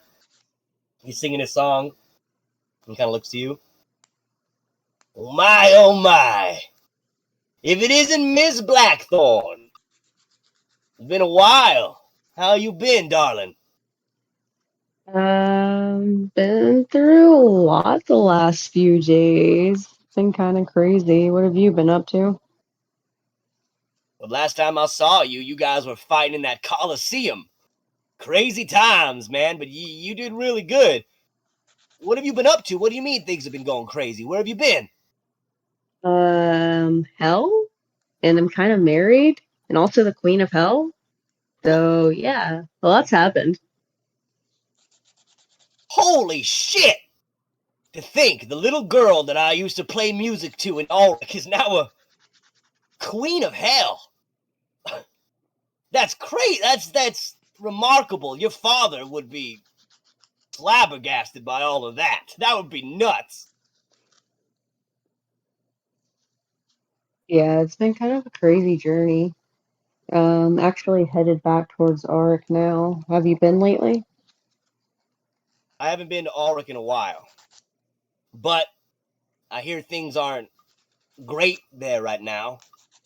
Seems that there's a lot of let's just say, refugees seemingly trying to come in and move into the city. People don't know where they came from. A whole bunch of drow seemingly dropping Oh, into yeah. Ulrich. Yeah, they're from Hell. What do you mean? So long story short, things are kind of shitty where they are, so we're trying to help them find a place. Oh. Well, I'm not going to say that's the best idea, Miss Amalia. I mean, Ulrich has had a lot of troubles. Do you think it's a good idea for you to just be dragging in a whole bunch of drow from the underworld and throwing them into the city? I'm not throwing them in necessarily, but they do need help, and I feel like the people of Auric would be happy to help. It's just, you know how Hallsworth likes to spend things. Yeah, he's a bit of a son of a bitch. Well, I'm headed to New Harmony to play with all the bards in this big old concert they're going to be having in a park over there. I'm excited to play. It's nice to see you, though. You look beautiful, and it's always good to see that you're still happy and healthy. Yeah, I mean, except for this, and I hold up like the hand that's like all fucked up from when it got. He just looks to you. You've always been so crazy, little Amalia. But you know what? That makes me happy. But I'll tell you this, please be careful while you're around. There's some weird folks in this area. A campsite not too far away from here. Couple strange folk over there. Strange how? Well, they got these signs that they've plastered all over their camp. Dollar signs, X'd out. Don't really know what that's about, but eat the rich, written all over the ground. Couple strange folk. I'm not How sure far is exactly this what from here? How'd you look up like that, bro?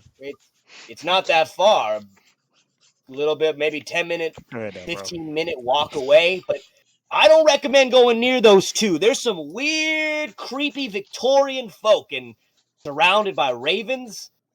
It's weird. I wouldn't head over that way. Starts inching closer to that direction. Yeah, I'm just gonna. Don't do that. Well, either way, it's good to see you. But I'm gonna head to New Harmony. I got a concert I gotta do. So he looks to all the group, looks to Halmon, looks to Pippa, looks to Sakura, looks to Sirus. Now I remember all of them, but it looks like your group's gotten bigger. Looks like you made some new friends. Yeah, we've got some really good people on our team now. So I'm hoping, I know we can actually help these guys out and do something, but good luck with your concert. Thanks. I'd only be better if your dad was here playing with me. He was always the best musician. All right, well, take it easy, Amalia. At that moment, you guys all watch as Blackjack, who is a kind of a fawn with shaggy black hair and plays a large banjo, and his banjo has a smiley face on his banjo. He kind of gets up, starts heading off. Unless any of you want to say anything to Blackjack, he starts heading off a little bit over this way. Hi, Blackjack. Good seeing you. Take it easy. He kind of heads off, leaves the campsite, and leaves. Now, the rest of you. Oh, yes, Amalia? I was going to say, so Pippa, you want to go check out this weird camp? How far did you say it was? Wasn't that Like far, 10 right? minutes? I mean, sure, why not? Who's present for this? All of you are here. All of you can hear this. It's within hearing distance for all of you. You're all right. So we heard that. Yeah, all of you. I would say all of you are here. Blackjack was sitting kind of right in front of you guys as you entered the campsite. So Amalia's like right here. Let's say if you guys go to the map, Blackjack was sitting here. So Sett, you're definitely close enough. Clive, you're also close enough. Halmon, you're close enough. Riz, Sirus, Wendeline, all of you are close. In fact, Pippa and Sakura are the farthest ones. Can I finish my thing with Halmon so we could come back and be like in this? I really want to Yeah, be yeah, part of this. Yeah, go for it. So is it done? I think you just have to picture who you want to be like, and it won't be real, but people will see what you want them to see. Okay. Sett's gonna close his eyes and try to think about how all of you look human or more human than most, and try to think of what he would look like if he was like one of you. And his, however the sound of magic works, snowflakes begin to go down. Right? Yeah, snowflakes, and I love it. His appearance begins to change. His clothing remains the same, but he now has olive skin color, with red hair and gray eyes. What kind of red? Is it like a fire truck red? Is it orange red? What kind of red is it? Whatever color the red is that you use for the fan art. So like the same color basically as your as fur. my fur, just Nice. red hair. Yeah, and he's gonna look to Hamon and go, "How do I look?" I mean, what are you doing later? Shit. You're just saying that. He really gonna do it, bro. Yeah, he Better really watch will. watch it. Jesus. His own truth. All right. He's okay. So I take it. I take it I that mean, I haven't would- deactivated it, so Yo, well, we're off the ship, okay? We're off the it lasts ship. for a bit, bro. Has a wide We're off- range, doesn't it? We're off the ship, please. It's 60, bro. Let me lie. Sett's gonna look at you. Sorry, go ahead. So Sett, you are changed now, and you look in your new human appearance. The rest of the group, you all see Sett now changed into human form. Sakura, you see this? Pippa, you see this? Amalia, you see this? Wendeline, you see this? So we see the change. Yeah, all of you see the change. They're not far away from you. Before me and Hamon walk over, so they can't hear us, Sett's gonna say, "I hope that Cherry can like how I look on the outside long enough to like who I am on the inside, so I don't have to use this anymore." Oh God, Hamon's like trying not to cry actively, and I'm just gonna look. Dude, I don't think you need to change, but I also understand coping mechanisms are needed. You're like a therapist, man. Yeah. Hopefully this will help people, like you said, help give people the chance to get to know you without judging you. Yeah. And as far as anyone is concerned over there, This is just a disguise for when we're out and about. Yeah, no, lips sealed. All right, let's go. However, remember, boys, Sakura, you have a hearing of up to like 60 feet. So, what? We're whispering. We're like, whispering. As you were whispering this, Sakura, you probably like heard muffled voices. I honestly, at this point, I don't think Sakura is really concerned. I she's think too gone honestly, from the desk. yeah, I think she sees the spot that like she's half in the Homeboy was conversation, crispy but at. she sees the spot where she found him before and is gonna like walk over there, kind of. She's still like just out of it, so she's just gonna walk over there and kind of stand over there for a bit by herself. All right, so you kind of notice that over here by this stump in this corner by these trees, this was a very an intense moment the first time you were in this location outside of New Harmony, which was once South Harmony. But you guys, of course, saved this city from a green dragon, and it has been dubbed New Harmony. But Sakura, you go over to that area. Pippa, you were next to Sakura. Did you want to go with her, or what do you want to do? Yeah, I noticed, like, I already know what she's going to walk over to. I'm gonna look at Amalia and be like, Amalia, come with us. Guys, actually, before we do anything or go anywhere, we should bury Darwin. Just before we get carried away. He's gonna smell up the ship. And I really want to bury him. I'm gonna look to Pippa and say, "There's a spot right here for him, right next to." Yeah. Kind of what I was thinking. Damn. Yeah, Cyrus gonna be like, okay. I think he might look back to the ship. I might have to. I'll go. Yeah, I'll go get that. All right. So Cyrus, Clive has a confused look on his face, and he's going to lean over to Pippa. What's going on here? So Sakura, she's mourning over someone that has perished here. We saw perish a long time ago. And now we're going to bury Darwin next to him as kind of like a nice gesture. As you know. And Clive, you can pick up that it's a little awkward. Sakura doesn't necessarily seem like crying upset. It's more of a I mean, Sakura, you can say how you felt because you and No, Govin. she wasn't crying. She's just like more like blank face. I think, Yeah, it was an Cyrus odd. was there, and he saw how she was. She was just sitting there. Yeah, just blank face the whole time. So Clive, you see that Sakura's dealing with something, but you can't quite place her emotion to it, Clive. He's going to give a sigh, and then Clive is actually going to walk over to Sakura, standing right beside her, and then just looks to her. Something else you and I share. Losing someone we care about. Yeah. But I'm sure you had a lot more time with Emily. Not as much as you'd think. Well, maybe That's the thing about it, isn't it? Well, maybe this You love sorry. I'm sorry, I'm trying to have it be a sweet moment, but we keep interrupting each other. It's the delay of technology. Yeah. It's good. Let's start with you, Sakura, then we'll go back to Clive. So Sakura, continue. I was gonna say, well, maybe in this reality you can change that. Maybe. I do hope so. That's just it, isn't it? It's what makes being with someone you care about so much all the more special. In your limited time as a mortal, you have that rare special moment with them. There, right that moment. Amazing. This vast multiverse could be just a day, an hour, or a couple years.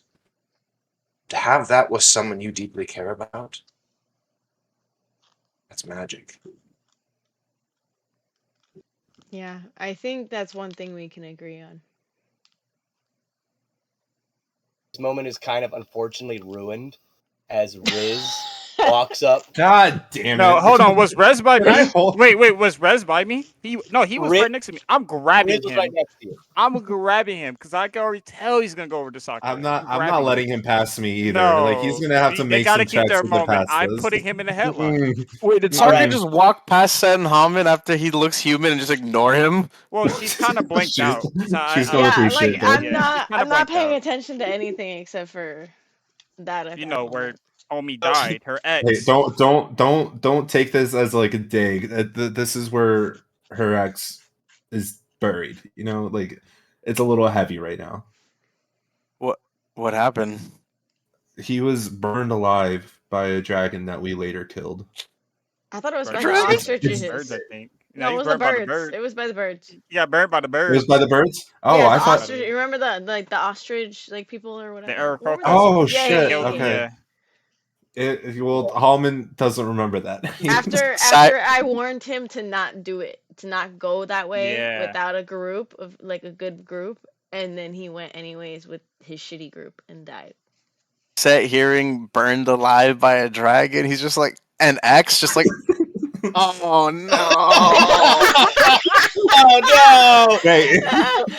You like Sett hearing this. You like look down and realize like inside of you is draconic magic. Yeah. No, I thought he was thinking of like how Jess. Oh, that too. passed I mean that. by- Well, he's like, Yeah. he's like, oh, I'm. Hey, However- listen, I might be wrong. However, you are all interrupted here before Riz can obviously go and interrupt them. You guys stop him, and Riz goes like, "Fine, fuck it," and he kind of just like leans back and lets them have their moment. Wendeline, you, however, are interrupted here because you're being quiet today, Stassi. So I'm going to pick on you. You are interrupted by all of this, Stassi, by This she is. a large Yeah. pigeon. A Oh large God. pigeon man walks up to you, Wendeline, ready to sell to you anything. He walks out of a large tent that you notice, Wendeline, is full of clothing and different items of pieces of clothes to wear and shoes and hats and all this stuff. So Wendeline, this kind of giant like pigeon, Aarakocra, he's like wearing a suit, but his face is a large kind of bulbous-eyed pigeon, and he kind of walks up to you, Wendeline. Hello, my name is Jim the Pidge, and I am here to sell you any type of clothing that you would like to buy. Anything that you would like to wear, we would really much like to sell you your clothes. So what would you like to wear? So yeah, she I guess takes a look at his wares and what he has to sell. I don't know what kind of like is it things that are popular in the region that we're in? What kind of clothing we got? We got a whole bunch of wonderful clothing. We can sell you a whole bunch of them. Just tell me what you want, and my seamstress will magically make the garment for you. However, I will need money by the end of the exchange. So if any of you want to get clothing, please come to me, and I will set you right up. So, Wendeline, as you look through his clothes, Yo, I'm gonna die for this man. Like, can I pledge my ex? But no, Alright. I think Sirus is trying his hardest not to laugh at him. so Wendeline, Does he have a cousin named Tweety? I know. Oh, okay, that was good. So, Wendeline, what would you like to look like right now as we move into this next chapter? Remember, you are in right now a location that is like a rainy springtime. It is like Ireland mixed with Boulder, Colorado. It is sunny, but yet there's a little bit of drizzle you could feel like maybe coming on. What would you like to wear, Wendeline? Tell me. I think I probably want to wear something like comfortable but layered. Probably like a cloak with like feathered shoulders, like maybe feathers that are like inspired by the birds in the region and stuff like that. Just something, something comfortable, something to keep me, warm. And then probably like, I don't know, maybe like a tunic sort of dress, something with flowy sleeves, and then some leggings and some like heeled boots. Love it. Love it. Yeah, you got a nice new coat on with some feathers that line the top of your new jacket. You have a nice, beautiful tunic dress on with nice kind of really tight leather tights underneath with some really kind of like high boots with a nice heel on them. They can dig into the mud but not get stuck or break. They're quite thick, but at the same time, it's still like a boot that looks feminine. But yeah, I mean, Wendeline, it's pretty good. What kind of color scheme do you have going on here? Tell me. I think maybe like blues and I don't know, maybe like a light blue and like maybe like a gold or something springy. I think that's kind of pretty. I love it. So yeah, let's say that like your new cloak is like blue with almost like these bluebird-esque like lovely collared feathers, and then underneath a blue tunic lined with gold, and your tights underneath are almost like a copper that kind of match and go with the gold that's accentuating your tunic. The boots that you wear are like a dark blue, and the heels on the end of these blue boots though, they themselves are almost like a gold or a copper. So it's all very matching. It looks pretty good, Wendeline. You look kind of new and fresh. Sirus, you're kind of the closest one to that area right now with her. And you see that she's in her new outfit. Wendeline, you turn to see Sirus kind of looking at you in your new outfit. Anything you want to say or anything you want to do, Wendeline? Oh, yeah, she probably does like a little like looking herself over and she sees Sirus and she was like, "Well, what do you think? How do I look?" I think it looks great. Look wonderful. Thanks, I agree. So he laughs to himself and then he walks forward because Cyrus is finally gonna buy clothes. Finally, Sirus. Okay, so Sirus, you walk up. I got all this money. I gotta spend it. And Well, before he does anything, I'm like staring at Riz, and I'm like, "You shut the fuck up! You shut the fuck! You don't say anything to anyone right now." Riz, before we get to you, Cyrus, Riz looks to Halmon. She used to be married. Who? She used to be married? Sakura? Wait, she was married? No. Yeah, I don't think so. That's what you guys were saying. That somebody died over there and she was married too. So, yeah, someone died, and you'll be the third if you don't like know your boundaries. Okay. Who's the second? Darwin. Oh. Okay. All right. That was natural. I forgot about Darwin. So Riz looks over The to Sett graveyard of all my exes. Jesus. Riz looks over to was Darwin your ex? I guess you kind of. I mean, in a way, like, you know, there was something that happened, even though I didn't want it to happen. Oh no! There was some intimacy involved. Like, yeah, she did touch his penis in some way. That wasn't intimate. Yeah, it's something. I feel like the headstone is like one big headstone. Sakura's exes. Just the headstone just out near the area. However, Pippa, Sakura, Amalia, Clive, Wendeline, Cyrus. Don't worry, Cyrus. I'll get back to you. Cyrus, you did get Darwin, and so Pippa, do you want to be preparing the grave for him? Yeah. I think there's probably just gonna be. I don't think I have mold earth anymore. I would just do that. I think I'm just gonna. You have plant growth, so you can. Oh yeah, that would work. All right, so I'm gonna use plant growth and just start scooping out a big chunk of the earth right next to the other grave. All right, so you guys watch as like these vines seemingly like scoop Darwin's little wrapped up body. Cyrus, Halmon, you wrapped the body. Amalia, Sakura, Clive, Wendeline, Sett, all of you watch as the vines kind of pull Darwin's little body down into the ground. Tommy B. Gobbo steps up actually, and he kind of clears his throat.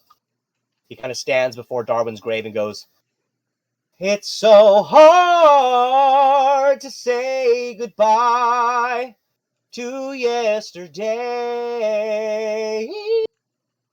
He's kind of giving like a little memorial song for Darwin as he's kind of like just singing there solemnly.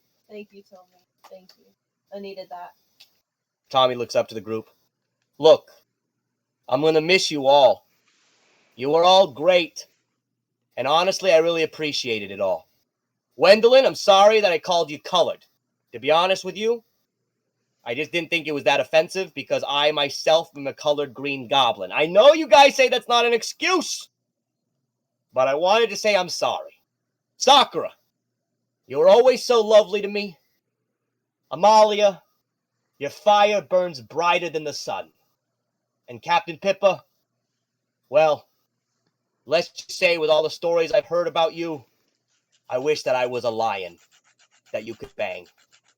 Either way, I You hope ruined you the all... moment. That's what Sirus says in the distance. You ruined the moment. Just keep going. Just keep going. Just roll with it. Oh, all right. Look. I'm going to say goodbye to you all now. But honestly, it's been a pleasure. And if I ever need another ship to ride on, Captain Pippa, I'm going to be riding on yours, okay? All right. Thank you, totally. All right, everybody. Well, this is Tommy Bigabo saying good night. You guys watch as Tommy kind of gives you all a fond little farewell, and he heads off in the same direction as Blackjack to sing at the concert that you guys will be headed to in South Harmony next time. However, Sirus, you were talking with Jim the Pidge about your new outfit of choice, and before we go on break, I want to get you all to tell me your new outfits before we go on break and come back and see if you guys want to do something else here or head to that other camp nearby. I don't know. But Sirus, as you go to Jim the Pidge, he looks to you. Hello. What can I get you for your outfit? Cyrus is like biting his lip, not to say anything. He's like, okay. And then I'll just explain my outfit right now. Yeah, just go, guys. Go, tell me. So Cyrus is gonna be. Let me grab the picture so I can help myself out. So he's gonna be having more of like an adventurer like outfit for once. So he's Nice. gonna have like baggy, more, I would say, oak brown pants with very high black boots, and Okay. have a sword holster to his right side, so on his right hip. And he's wearing like a long sleeve white shirt with kind of like a vest over that.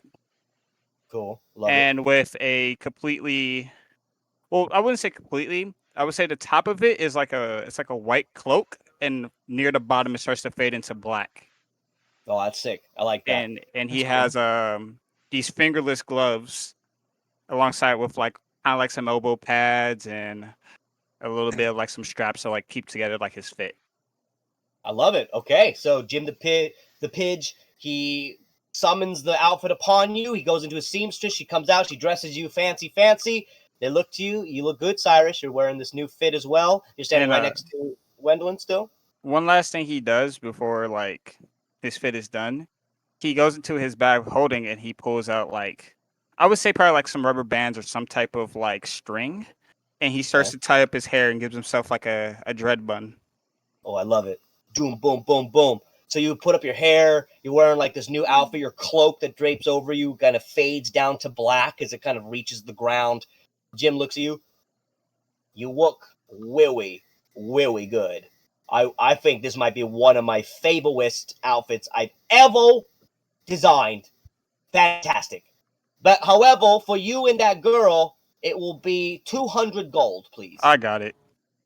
I got more than 200. I got him. I give him 200 gold. I mean, damn, sir. Let's try to talk him down a little. Nah, be fine. All right. I love a customer willing to pay. He turns to you, Halmon. My friend, what would you like to wear? God damn, for 200 gold? Cyrus just kind of just like, right. and then he looks at Wendeline. Hey, I got you. Don't worry. I mean, okay, fine. Look at him. Shit, hurting. we balling, I guess. I am kind of balling. That's all that money I saved up. Can Sett gesture everyone like, hey, let's go shopping over there with them?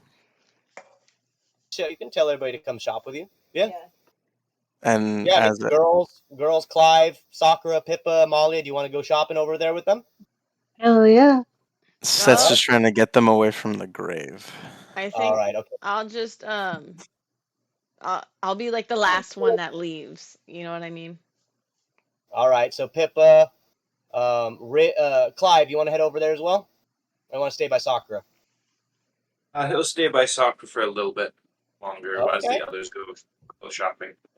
All right. So Share this Riz, moment with her. okay. So you, Sett, and Clive, Sakura, and Sett are kind of still over here by the grave site.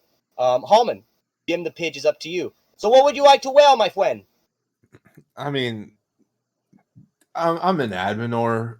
I gotta go with like a rose theme with everything that I have. You know, Yeah, makes sense. I want like a leather jacket that's like almost too tight to comfortably fight in, but like fits perfectly. And I just want like a tank top underneath with like a gold chain, some really tight skinny jeans, and like Okay. combat boots, you know? And I So want you're like going, the most reflective sunglasses you've ever had. So you're going like full on like badass, like kind of more modern day kind of barbarian look. I love it. So as he casts up upon you as well, the same spell that puts the garb on you. What's the color of this nice fucking real tight, really like stiff leather jacket that you're wearing? What's the color? It's like midnight black. Like you look at it and you feel like the sunlight is fading around me. Love You it. know? So you like put on the black jacket. Let's say that there's roses embroidered onto your elbow pads, like on your elbows are. There's like 2 roses on each elbow. The collar is popped with a red lining on the inside of it. Your tight jeans that you're wearing are also a nice bright rose red that kind of go with your ensemble. The black tank underneath, is it white or black tank? What are you feeling? I'll say white. Kind A of fit white with tank. the Santa thing a little bit too. You know. Love it. Try And to then you got blend everything. And then you got a gold chain, black boots. He looks to you. Wonderful, wonderful. That will You be got 100. any braids? You want a Any braid? anything I could use to like braid my hair too? Well, I mean, you can ask your friend over there. He might be able to braid it for you. The one with the dreads. He points to Cyrus. He might. He slowly turned around and goes, "Now, why you just assume I do that? What if I didn't do my dread? You know what? I'm gonna let that slide. I can actually do that for you." Yo, I like it gets heavy sometimes. I haven't had a haircut in I like a got year and a half.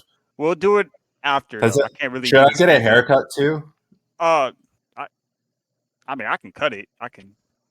Oh, hold on. Can you cut it or like can you like cut it? You know? Yeah, I can cut it. I used. Are you I good? mean, I don't remember much, but I can. I used to cut my own. All right. So Does as anyone else? as you guys discuss the haircut, I'm gonna move on. Pippa, Jim turns to you. What can I get you, my doll wing? What do you want to wear? I'm gonna be monochromatic. I'm gonna wear all red leather. I want to have the option to have like almost like a bodysuit romper, like sleeveless.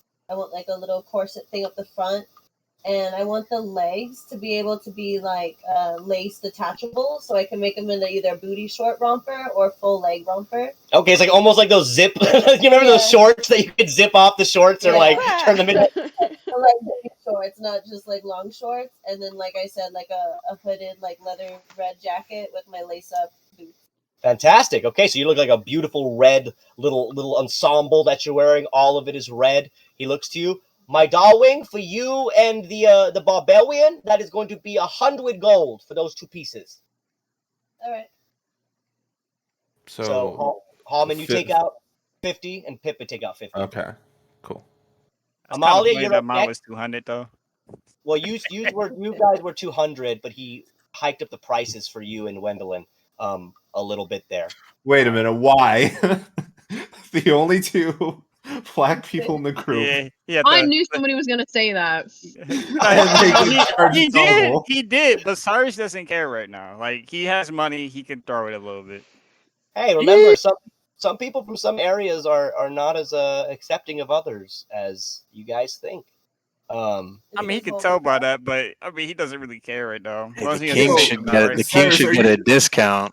I'm sorry, Wendeline, that you've had to take a couple of racial blasts in this game. I'm sorry. That's all right. I understand. It's fair. She's like, it's okay. It's okay. People just be hating. It's fine. People just hate. It's cool. All right, so don't worry, you chilling. So Amalia, don't worry, guys. We're gonna get to break here in a second. Amalia, please describe to me what you would like to be wearing as Jim then turns to you. What's your new outfit, Amalia? I know you sent me something, so give me a little explanation. Are you there, Amalia? Are you there? Oh no, maybe she's gone Oh from. no. Amalia. Amalia. Oh, hold on. It's her. Oh, she's her mic. Okay, she's Okay, her alive. mic. I Oh, was thank God. like, Turn Are you your there, camera Amalia? on. fell Turn your asleep camera on. again. Turn your camera on, just in case. I think Can you we. hear me? Yeah, I can hear Yeah. you. Okay, I don't know why my microphone just shut off. So essentially the idea that I have is that it's going to be like a pair of kind of like roguish looking leather pants. And then some like kind of like thigh-high boots, leather boots with those. And on top is going to be kind of like this V-neck shaped kind of like this deep plunge to like this kind of like overcoat vest thing. Where it's going to be held together by kind of like this chain gold belt and kind of like a side cape going on where it covers like fucked up arm and stuff. And then I also have a glove on that hand with some black gauntlets. Love it. Okay, so you're going for more of a roguish look. Okay, so the queen's putting back on the rogue gear. Jim casts upon you and looks to you. All right, my beautiful angel. It will be 20 gold for you. It's not a very expensive outfit, but it looks good on you. No, Halmon's about to say something for Sirus. I just feel it. Like I know he is. Look Yo, at he him. might die. He might die. I'm sorry. It's not my Honestly- fault. It's not my. He might die. Okay, I'm sorry. Hey, I'm letting that to Halmon. I'm gonna hand over the 20 gold to him and be like, thanks, man. All right, thank Woo. Thank Woo. He turns over to you, Sett, since you're in the last two before Sakura and Clive. He looks to you. My friend with the beautiful red hair, you're a handsome boy. Wait a minute. Were you here a second ago? I didn't see you when I you was first still came. on the ship, and I was using the bathroom. Oh, all right. I just don't like to be twicked by anybody. But all right, well, what would you like to wear? Twicked. Tricks are for kids. Twicked. I'm sorry. What would you like? What would you like to wear, you rascally wabbit? Sett's gonna look over to Sakura and go, I'm crying. "Can you help me pick something out? I'm not really sure how I look right now." Sakura, you notice that Sett is a man. it's not a woman anymore. Straight It up is a dude. Like what? Wait a I don't minute. think Cyrus What even happened to noticed you? either. I think even Cyrus looked back like, what the fuck? Wait, huh? I Yo, think mentally, like also for moments, Sakura is just gonna be like, okay, it's time to like let go of we buried everybody. It's time to let go, and she's gonna try to like have her mood be a little bit better for the rest of the day too. So you like take the moment and you Yeah. shift back to okay. Yeah. Now I'm back in adventure mode. Okay, Yeah. so Clive, you notice that she does this. Following suit with that, Sett's gonna hold out his hand to you to gesture like, "Help me pick out some clothes over here." Okay, so she's gonna take his hand, I guess. Okay. So Sett, you take Sakura's hand and you kind of pull her over to Jim the Pidge, ready to make an ensemble. Clive, you notice that he does this, and you notice that Sett is changed. Clive, you definitely know what this is. You definitely can tell that he's used a spell to make himself look different. You're not stupid, Clive. You would have noticed this. So, Billy, anything you'd like to do before we get to their close? He's just gonna look at Sett and is like, that's what I see as your human form. All right. So he kind of sees like Clive, you're being very accepting today. So Clive is like, Clive has been through the multiverse. He has seen things. So this is just Tuesday for him. That is true. So Sett, as you drag Sakura over to change your outfit, and Sakura's with you, what would you like to wear, Sett? Jim looks to you too. Oh wow, well, beautiful elven woman. Holy moly! I wanna woo. What can I put you in, Mr. Wabbit friend? Oh, Mr. Wedhell. Yeah. Yeah. Why are you calling him a rabbit, dude? I thought I saw a wabbit before. Motherfucker, get your eyes checked, okay? Yeah, Jeez. no wabbits here. I mean, he's a pigeon. He's a pigeon, right? Yeah. You like. So which eye are we looking at? Exactly. His eyes are like both like going in different directions. Cockeyed. Yeah, because he's a pigeon. So his like bulbous like pigeon eyes are just I like. think Cyrus is gonna turn around and be like, "Use both your eyes." Why are you looking at me sideways? Use both your eyes is crazy. Yo, you want to fight, dude? One of Are you his trying one to of his, square up? one of his eyes just that you notice it just like drift down to Sakura's chest. He's like just staring at her chest with one eye. Use both your eyes, sir. He's like He says that with his chest wide. Use both just your one of eyes. just one of his eyes is just like staring at her chest. Whoa, miss, are You better you slap his eyes okay? straight, or I'm gonna do it for him. I'm desperately in need of a discount. Oh my gosh! Of course, she's back. And- She's back, folks. And for my outfit, she's gonna be picking it out. Oh well. All right. So my lady, give me a persuasion roll, please, to see if you can persuade me to give you a discount.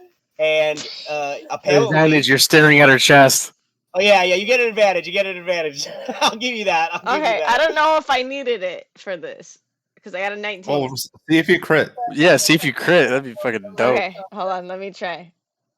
Pippa's gonna We'll see what elbow happens. Yeah, no, we're gonna go with the 19. Agree. Sakura, Pippa like elbows her. You should have just asked him for free. Well, yeah, there's that too. So, well, now unfortunately, you did get the discount though. So he looks to you. All right, my lady. What would you like to dress up your friend here? Pick out your outfits. So, Sakura, you need to choose Sett's outfit and your own, please. Tell me what you Don't want. trust me like your ex. That'd be so messed up. It's just like armor. So he needs like a burnt shirt. Just kidding. We'll Dirty. we'll get Absolutely him a shirt that's like the same color as his hair. Okay, so red. Yeah, the red. And then we'll do like black pants, I guess. Okay. I don't know. Something like that. A little bit of flowing red pants, or do you want tight red pants on Sett? What's like more like so he can move around easier? Or do you want them to be tight on him? What are you thinking? Make me look good, damn it. Don't know. We'll go with like dress pants. We'll go Think of the ass. Think Okay, of so the ass. you're wearing. Let's say Sett that you're wearing. So think of the ass. Think of his ass. I love Halmon. I'm gonna dap him up just for that, bro. That was funny. So Sakura, you put Sett in some really nice kind of like nice dress, black pants. Let's say that he has matching black boots that go with these pants, and then Sett, you're in also a red leather top, kind of a vest shirt Sett that kind of goes over you. It's also a bright, nice kind of cherry red that goes with the bright red hair that you have on the top of your head, Sett. He looks then to you, Sakura. My deal, what would you like? So I'm gonna do my outfit. By the way, I'm gonna make it like the one from our D&D event that we did. Okay. But yeah, so like a red dress with like a black corset that has red cherry blossoms on it. I love it. That's exactly what you wore. So you wear like a nice kind of red flowing top. Sett, you look over, the red almost kind of matches your cherry red. And her corset, all of you notice that in Sakura's corset, you can see Sakura. You can see cherry blossoms all throughout the corset. They're kind of embroidered in as it is all laced together. He looks to you. All right, your discount is only going to be 10 gold. I can do this all for 10 gold pieces. Is that all right? So I just have How to pay much 10 is the gold? total?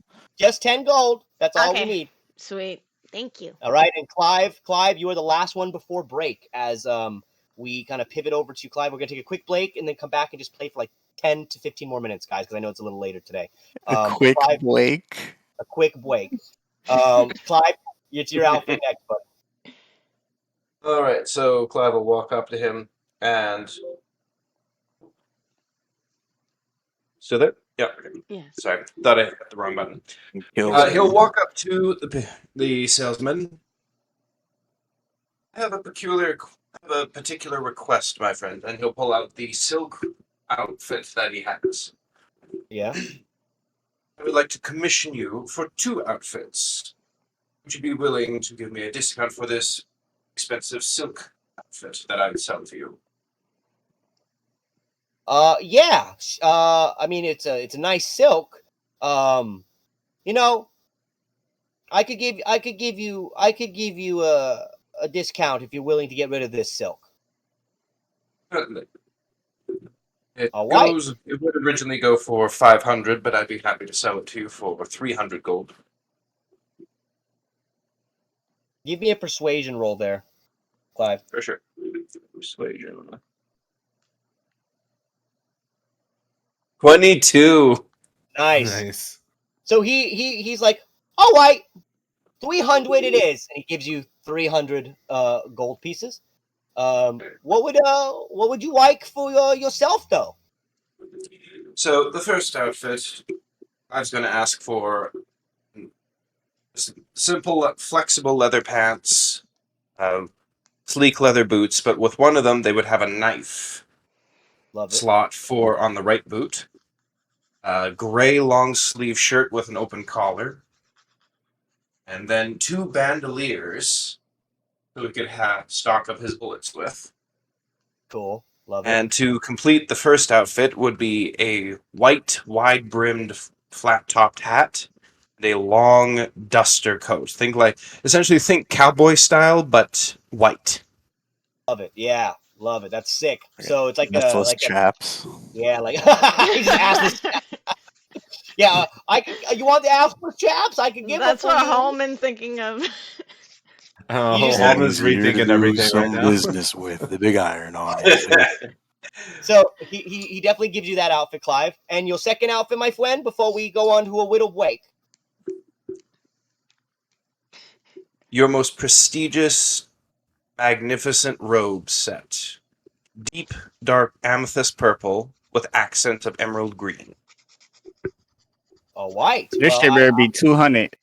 That shit better be 400.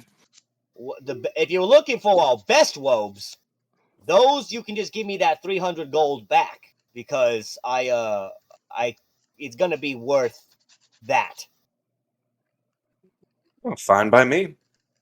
All right, so let's make a deal. No gold back for you. You get these 2 outfits. How does that sound? You have a deal. Bravo. So, Clive, you end up getting the 2 outfits, your nice purple robes, just like Gale from Baldur's Gate, to be honest with you. Very similar to those beautiful purple robes that Gale wears in the game. And then you also have this beautiful white cloak and white wide-brimmed hat cowboy outfit. However, now that you guys are fully dressed, you head further into this camp, and Sett, you immediately pick up in your nostrils. Food is being cooked. And you're not sure if it's cooked well or not. But we're going to be right back, everybody, after this break, and we'll just play for another 15 minutes or so, guys. So stay with me. Don't fall asleep. We'll be right back, everybody, in a little bit.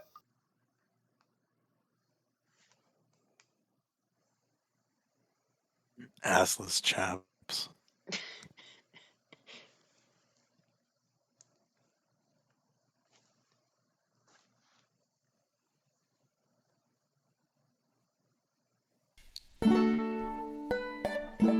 Hey guys, it's Pippa here. So today I'm gonna show you my favorite drink and how to make it, the flaming asshole. Wow.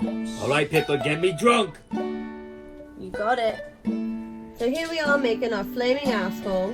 We're gonna use our spicy cinnamon whiskey. Have your cup ready. We're gonna go ahead and add that first. Then you're gonna get any fizzy pop of your choice. Mine is on the dark side. Gonna go ahead and mix this together. Then you're gonna top it off with a little bit of my favorite whipped cream. See how I do? Absolutely perfect. Add in the straw, and I usually like to add a pepper. Any pepper of your choice. And now that I have my burger made by Sett, and I have my flaming asshole drink, I think I'm in for the night. Sounds like a good night to me. Who doesn't want a flaming asshole, huh? I mean, the drink. Yeah, the drink. Alright guys, I'll see you later. Fuck off or whatever. Bye! letteth. The Mallia fought the Nate monster alone. Pull win. Fight.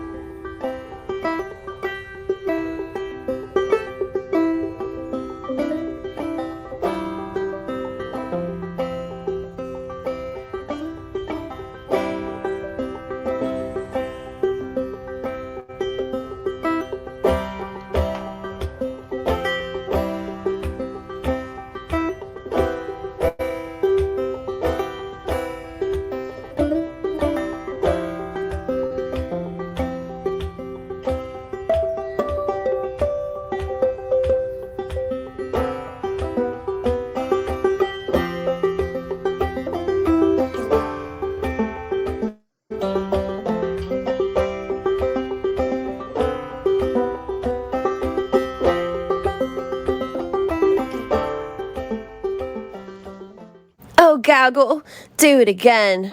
But baby, I've played it like 4 times and my fingers I said do it again.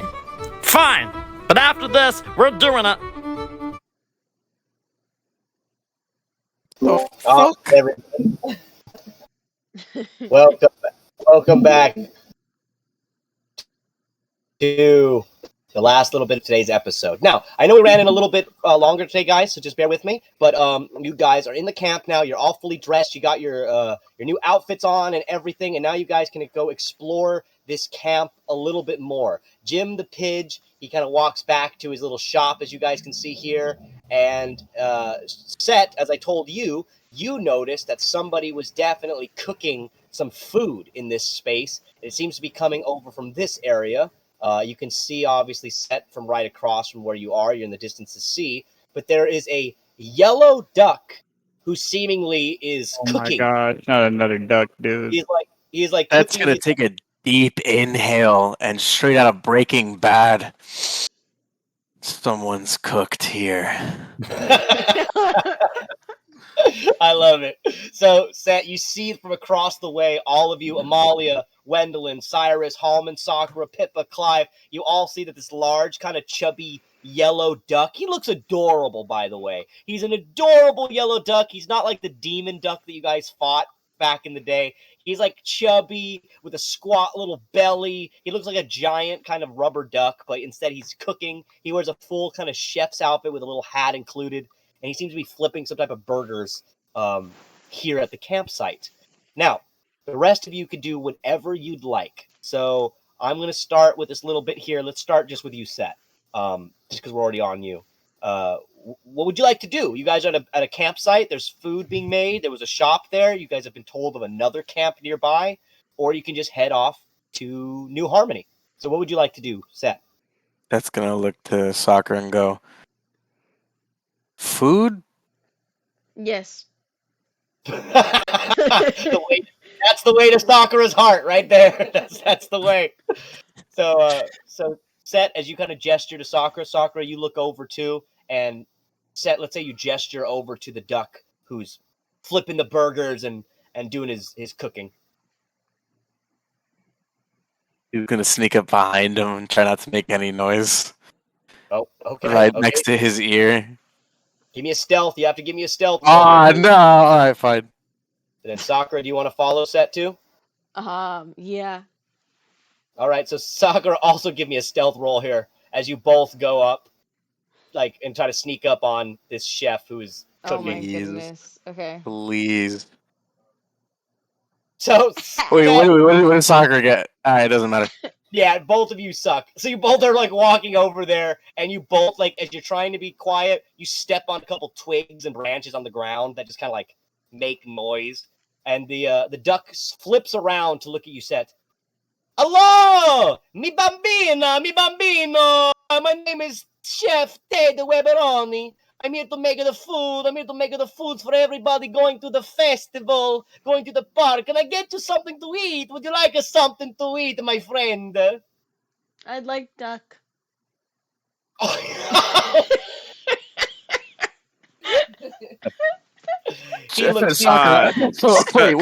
Sakura needs to get slapped behind the head, respectfully. He just looks. He did nothing to you. He did nothing to you. He looks to you. I'm sorry, but I do not have duck on the menu.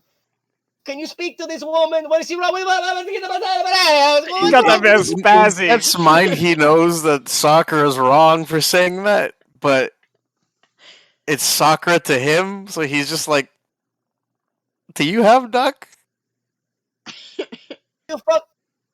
What the fuck do you think? Do you think that I would be? Do you think I'd be making it? Get out of my kitchen!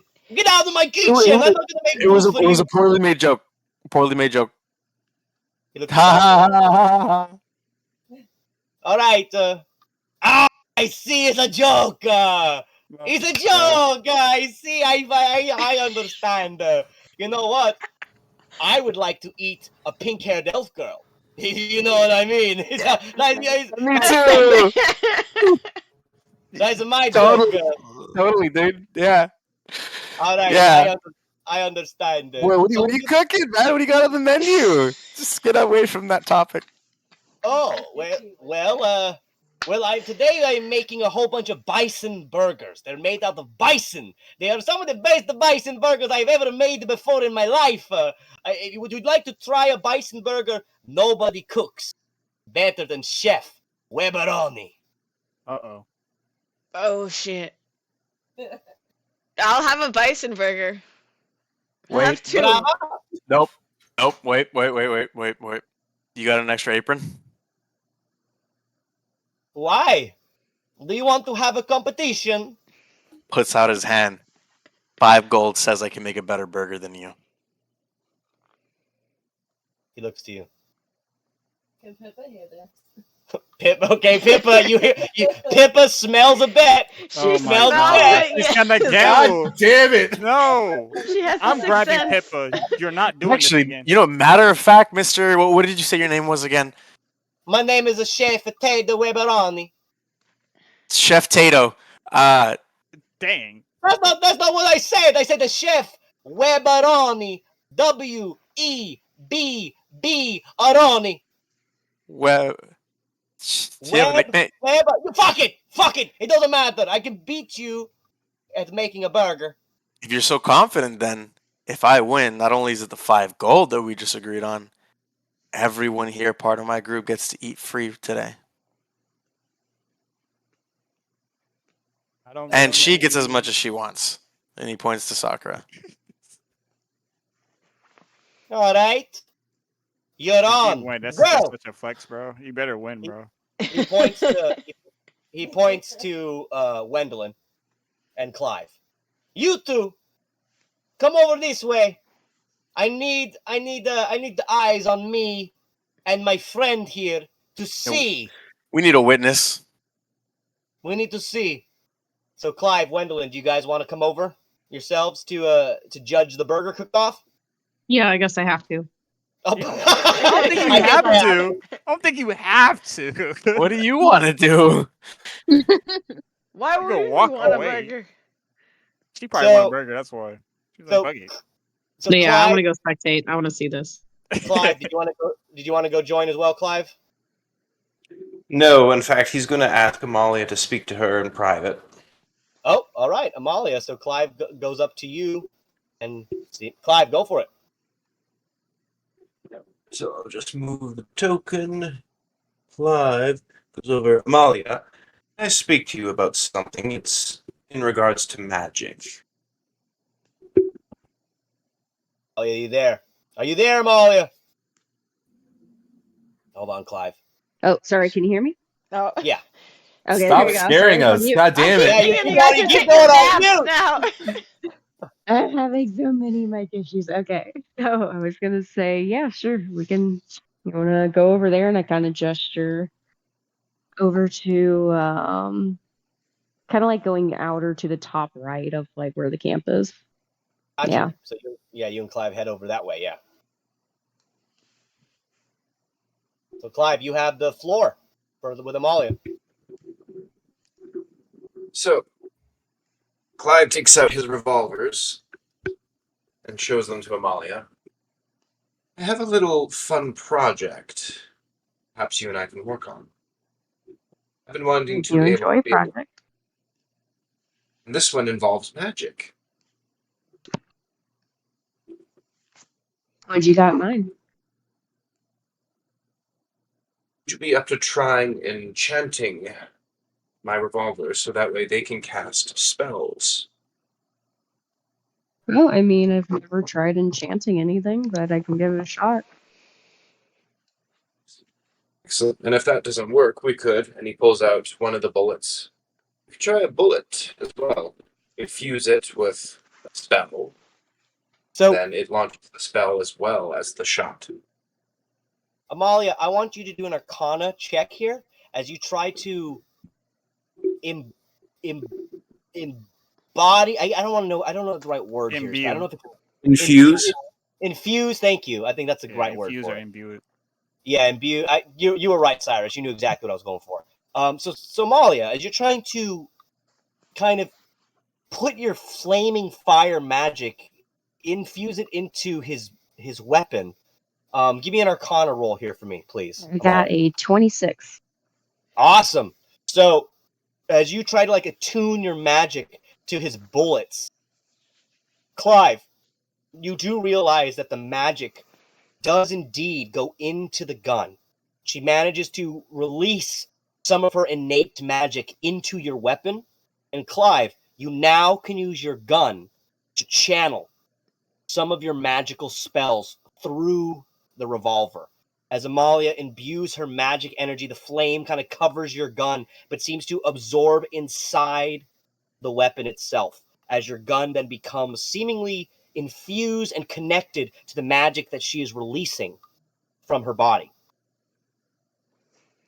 So theoretically, could the gun shoot a fireball? He would have to learn. You would have to learn the spell, Clive. However, you would get an advantage with every time you use one of these spells with your gun. It's basically you get an advantage on that attack. Right. Well, may not be able to use fireball. Perhaps we can test with an Eldritch Blast. Yeah, let's go for it. If you want to shoot Clive an is going to let's see. Might want to go a little bit farther away from the camp. I think shooting a gun off next to here probably won't go over as well as we think. Yeah, he's going to move over here, and the farthest stump, just right below him, that's where he's going to shoot his shot. I guess try it out. Very clever. So you're taking a shot into the stump. All right. Well, as you take the shot and you shoot off with your weapon, you can also cast Eldritch Blast here and give yourself an advantage to see what you get. All right. So rolling that. So Eldritch Blast. Well, won't need that anyway. 24 right there. Yeah, you won't need that extra hit because you definitely hit that one. So as you shoot out with your Eldritch Blast out of the gun, boom! Just Amalia, you watch as Clive's magic just blasts out of the end of your revolver, shoots into the stump, exploding it, Clive. As you watch the wooden pieces go all over the place, you watch Amalia and Clive as the gun has indeed shot out and triggered your Eldritch Blast through the weapon. So just hold it. Clive just pulls the gun close to his face and blows out the smoke. That's what I'm talking about. I think Cyrus is gonna start walking over after hearing a big ass explosion. just. Hey, does anybody notice this? Well, yeah, you guys would have all heard that explosion, but you kind of just all turn around. Pippa, I think you're too probably concerned about the Yeah, I'm worried about that food. I don't eat, so Cyrus is walking over. All right, so Cyrus, you're kind of going over to go back and look at what they're doing over here. However, Sett, you and Chef Weberoni now are both cooking vigorously at the area, while Pippa, you've put down another 5 gold coins, correct? Yep, I already put it down on the table. All right, so now there's 10 gold coins up for the taking here for the winning of this food, and you guys all getting free meals. So, Sett. Wait, who does she bet on? Pippa, who are you? Of course. Okay. Obviously. Damn right. I was just making sure. You never know. No, Sett's got this in the bag. Come on, Sett, you got this. So, Sett, give me a performance roll on your cooking here, and you could get an advantage because I do know that you are an amazing chef. However, Weberoni also gets an advantage here because he is an amazing chef. I will as well. burn lucky points for this, Jay. I swear, I don't even care. I don't even care. Oh, he rolled a nat. I'm not even fucking with you. No way, he got a nat. What? 20. You're gonna have to beat a nat 20, bro. I got a nat. Do all of them. Use all the lucky points. Oh no! Use all of them. You got to do it. You got to do. I gotta used get a mine nat for 20. you. Okay, I'm going. Oh my I got two God. more. I got Chef 2 more. Chef Weberoni is just like cooking burgers miraculously. 20! No Oh. way! No way! You got a nat 20? This is amazing. No, for real. He got a nat 20. No, He no used way. a luck point. No way. Feeling it, Mr. Krabs. He did. He got a nat 20. Holy got a shit. nat 20. The receipts. He got the receipt right there. No way. So, as good as Chef Weberoni is, Sett, you're watching him. He's a master. You respect him, Sett. As you're watching Chef Weberoni, he knows what he's doing. He knows what he's doing. He's cooking the burgers. He's flipping it up in the air. He's putting on that Worcestershire sauce. He's got like a little bit of pepper that he's grinding over that burger. He puts a little bit of Tillamook cheddar like right on top of that burger so it melts on that burger too. He puts on some tomato. He puts on some onions. He puts on some lettuce. It's a big, thick, crabby patty of a burger. But Sett, tell me about your burger because your burger is just, it's glorious. He's going to be preparing all the toppings and the sides, the crinkle cut fries and the pickles on the side because people are picky with it. Tomatoes nice and finely cut, not too thick. Onions grilled, cheese cooked and melted. Side Peppa! Yeah, Right. People that Pippa's like- saw this bitch. Side Peppa, Sett, side Peppa. Pippa wants that side pepper. She needs that side pepper. Fucking you got it. Fucking slice in half. Grilled too. Oh, salt. Yeah, right. just sprinkle on the salt. So There Wendeline, it is. Wendeline, this giant kind of duck waddles up to you holding both burgers in his hands, and he gives you both burgers, Wendeline. All right, my darling. If you do not mind, will you please try these burgers for me? This one is by Sett, and this one is by myself. Please enjoy them and tell me which one you like the best. So, Wendeline, as you take a bite of both these burgers, you taste that they are delicious. Each of the burgers, Wendeline, are just, it's real good. However, Wendeline, Sett's burger is better. You got to give us something, Wendy. What's the verdict, Wendy? That's like looking at you with like fucking vigorous eyes, just like, what do you think? Come on, Stassi, you got to tell us what you think about the. If I don't say Sett's is better, because the way he's staring at me makes me want to say that. Oh. Sett, with Wendy, you're taking in this burger. You know Sett's burger is better. What are you going to say? Is it good? I feel so bad, man. Onions grilled enough? Cheese melted? We all eat free if you say yes. Like, So Sett's gonna be like, everyone, shh, no lying. Whose is better? Zone of truth. Not zone of truth. She'll have to be honest, and she'll say that Sett's is better. Okay, so Wendeline, you hold up Sett's burger. You hold up Sett's burger. Knew it. Oh, Chef it's so hard, bro. I can't breathe. I can't Do a breathe. victory lap, dude. Do a victory lap. Yeah, take a He's really red, bro. I can't breathe. Where'd you go? I can't. Oh, I wanted to say the suspense is terrifying. I hope it'll last. Yeah, for real, for real. Crying. I have a headache from that. Oh, Wendeline, you could have ruined his night. You could have ruined his night. I really Stassi. could have. After I built him up Not so just much. yeah, that would have been kind of fucked. I don't think he would have liked you. To end tonight's game, we have Chef Weberoni looking at Sett as he just watches Wendeline. You take another bite of Sett's burger, and it is amazing. He looks to the rest of the group. All right, it seems like I have to cook burgers for everybody here now, but mi bambino, mi comrade, mi friend, I will say this to you, Sett. You are a master. You are perfecto. I bow to a skill far greater than my own. I acknowledge that you are the better chef, but I still need to make burgers for everybody here. So, let me continue, and you all eat for free. Does that sound fine? Does he actually bow? Yeah, he does. He does like a little bow.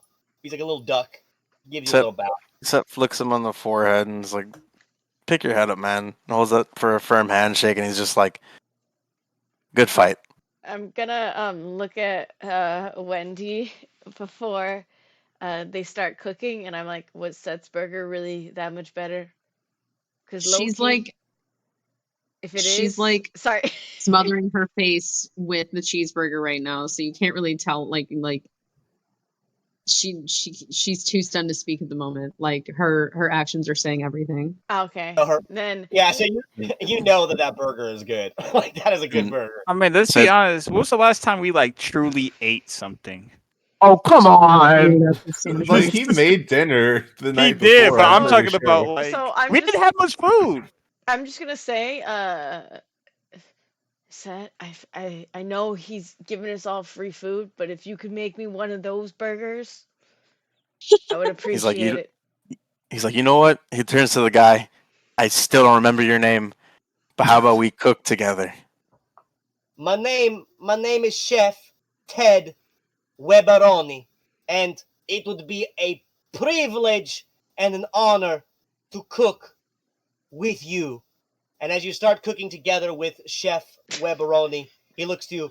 My friend, by the way, if you know any positions available for me to cook or help anybody else cook or any jobs opened up, I won't be staying at this campsite for very much longer. So my friend...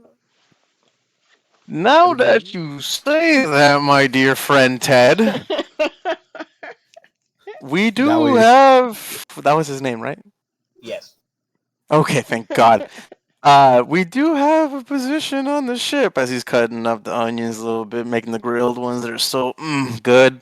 We do have a position open, but it's not my ship, and I also work there. All right. He points over to, you see the girl with the horns and the pretty hair over there? That's kind of our boss, and then the guy with the white hair, that's the second boss. We could ask them later on if they'd be willing to take you on the ship, and you can work with me. He looks between Sirus and Halmon. Which one with the white hair? The one with the dreads, or the one that looks like? Halmon can't be seen right now. I'll just let you know that. Oh, okay, all right. So, well then, all right. I will talk to them. I will try to make it myself. After we're done preparing everything, man, we'll head on over, talk to them, and see if we can get you a job. And it'd be an honor to cook and serve with you. It would be an honor to cook and serve with you. All of you. You all seem so great. Especially that one. He points to Amalia's ass. Just like points to it. Who's that one? She's not even there. He knows. He's pointing at her in the distance. Yeah, he's just pointing straight at her ass. He's like, who is it? Who's this one?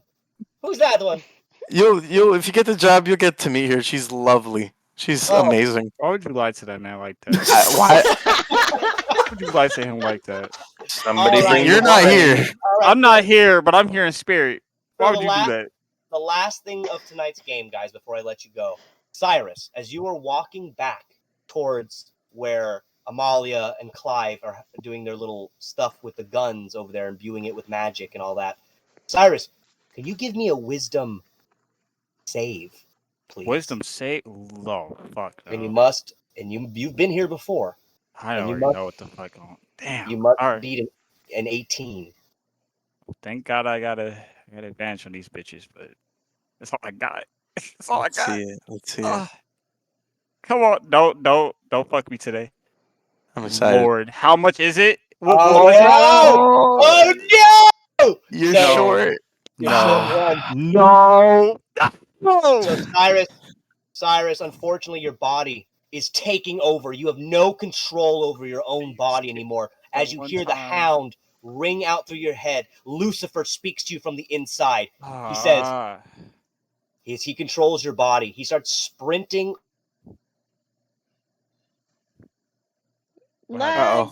Jay, Lucifer took over. Get him, Oh no! really did Get up take to this over. camera. He lagged out. Oh, sorry. Am I okay? You're He good. said he's sprinting and. And then cut. Okay. You got possessed IRL, dude. Sorry. Cliffhanger. We're leaving at the cliffhanger. All right. Well, kind of. So, Sirus, as you then begin to sprint to the woods, Wendeline, Amalia, Clive, Sakura, Pippa, all of you kind of then notice that Sirus just immediately, you don't even need a perception check here, all of you kind of see it as he's just walking straight to Amalia and Clive. His body seems to change. You do a large shiver, Sirus, as Lucifer takes over your body. You sprint off into the wilderness. In your mind, you hear Lucifer say to you, "She's here. We're close. I can feel her. Lilith. Who's here? What is happening? Give me back my body. She's here. Jade Savage is close. She has to be here." Wait, know can she we? Let's get the group. And he's trying to fight back right now. Can I greater teleport to like his like next step and try to like tackle him? Yeah. Okay. So if you want, Can we see him tweaking out? all you guys I'm not see is tweaking him out kind of like have a shiver and then seemingly start to run off into the nearby foliage and into the nearby, I guess, slight woods. I want a greater teleport in front of him to try to like stop him from running. So you just teleport straight in front of Sirus, and I'm controlling Sirus right now. So you have to, if you want to tackle him, you have to give me a grapple or a strength check here, please. Is it a save or just a check? Well, I think you and me have to go up against each other here for the grapple. Okay, I'm gonna rage. Okay.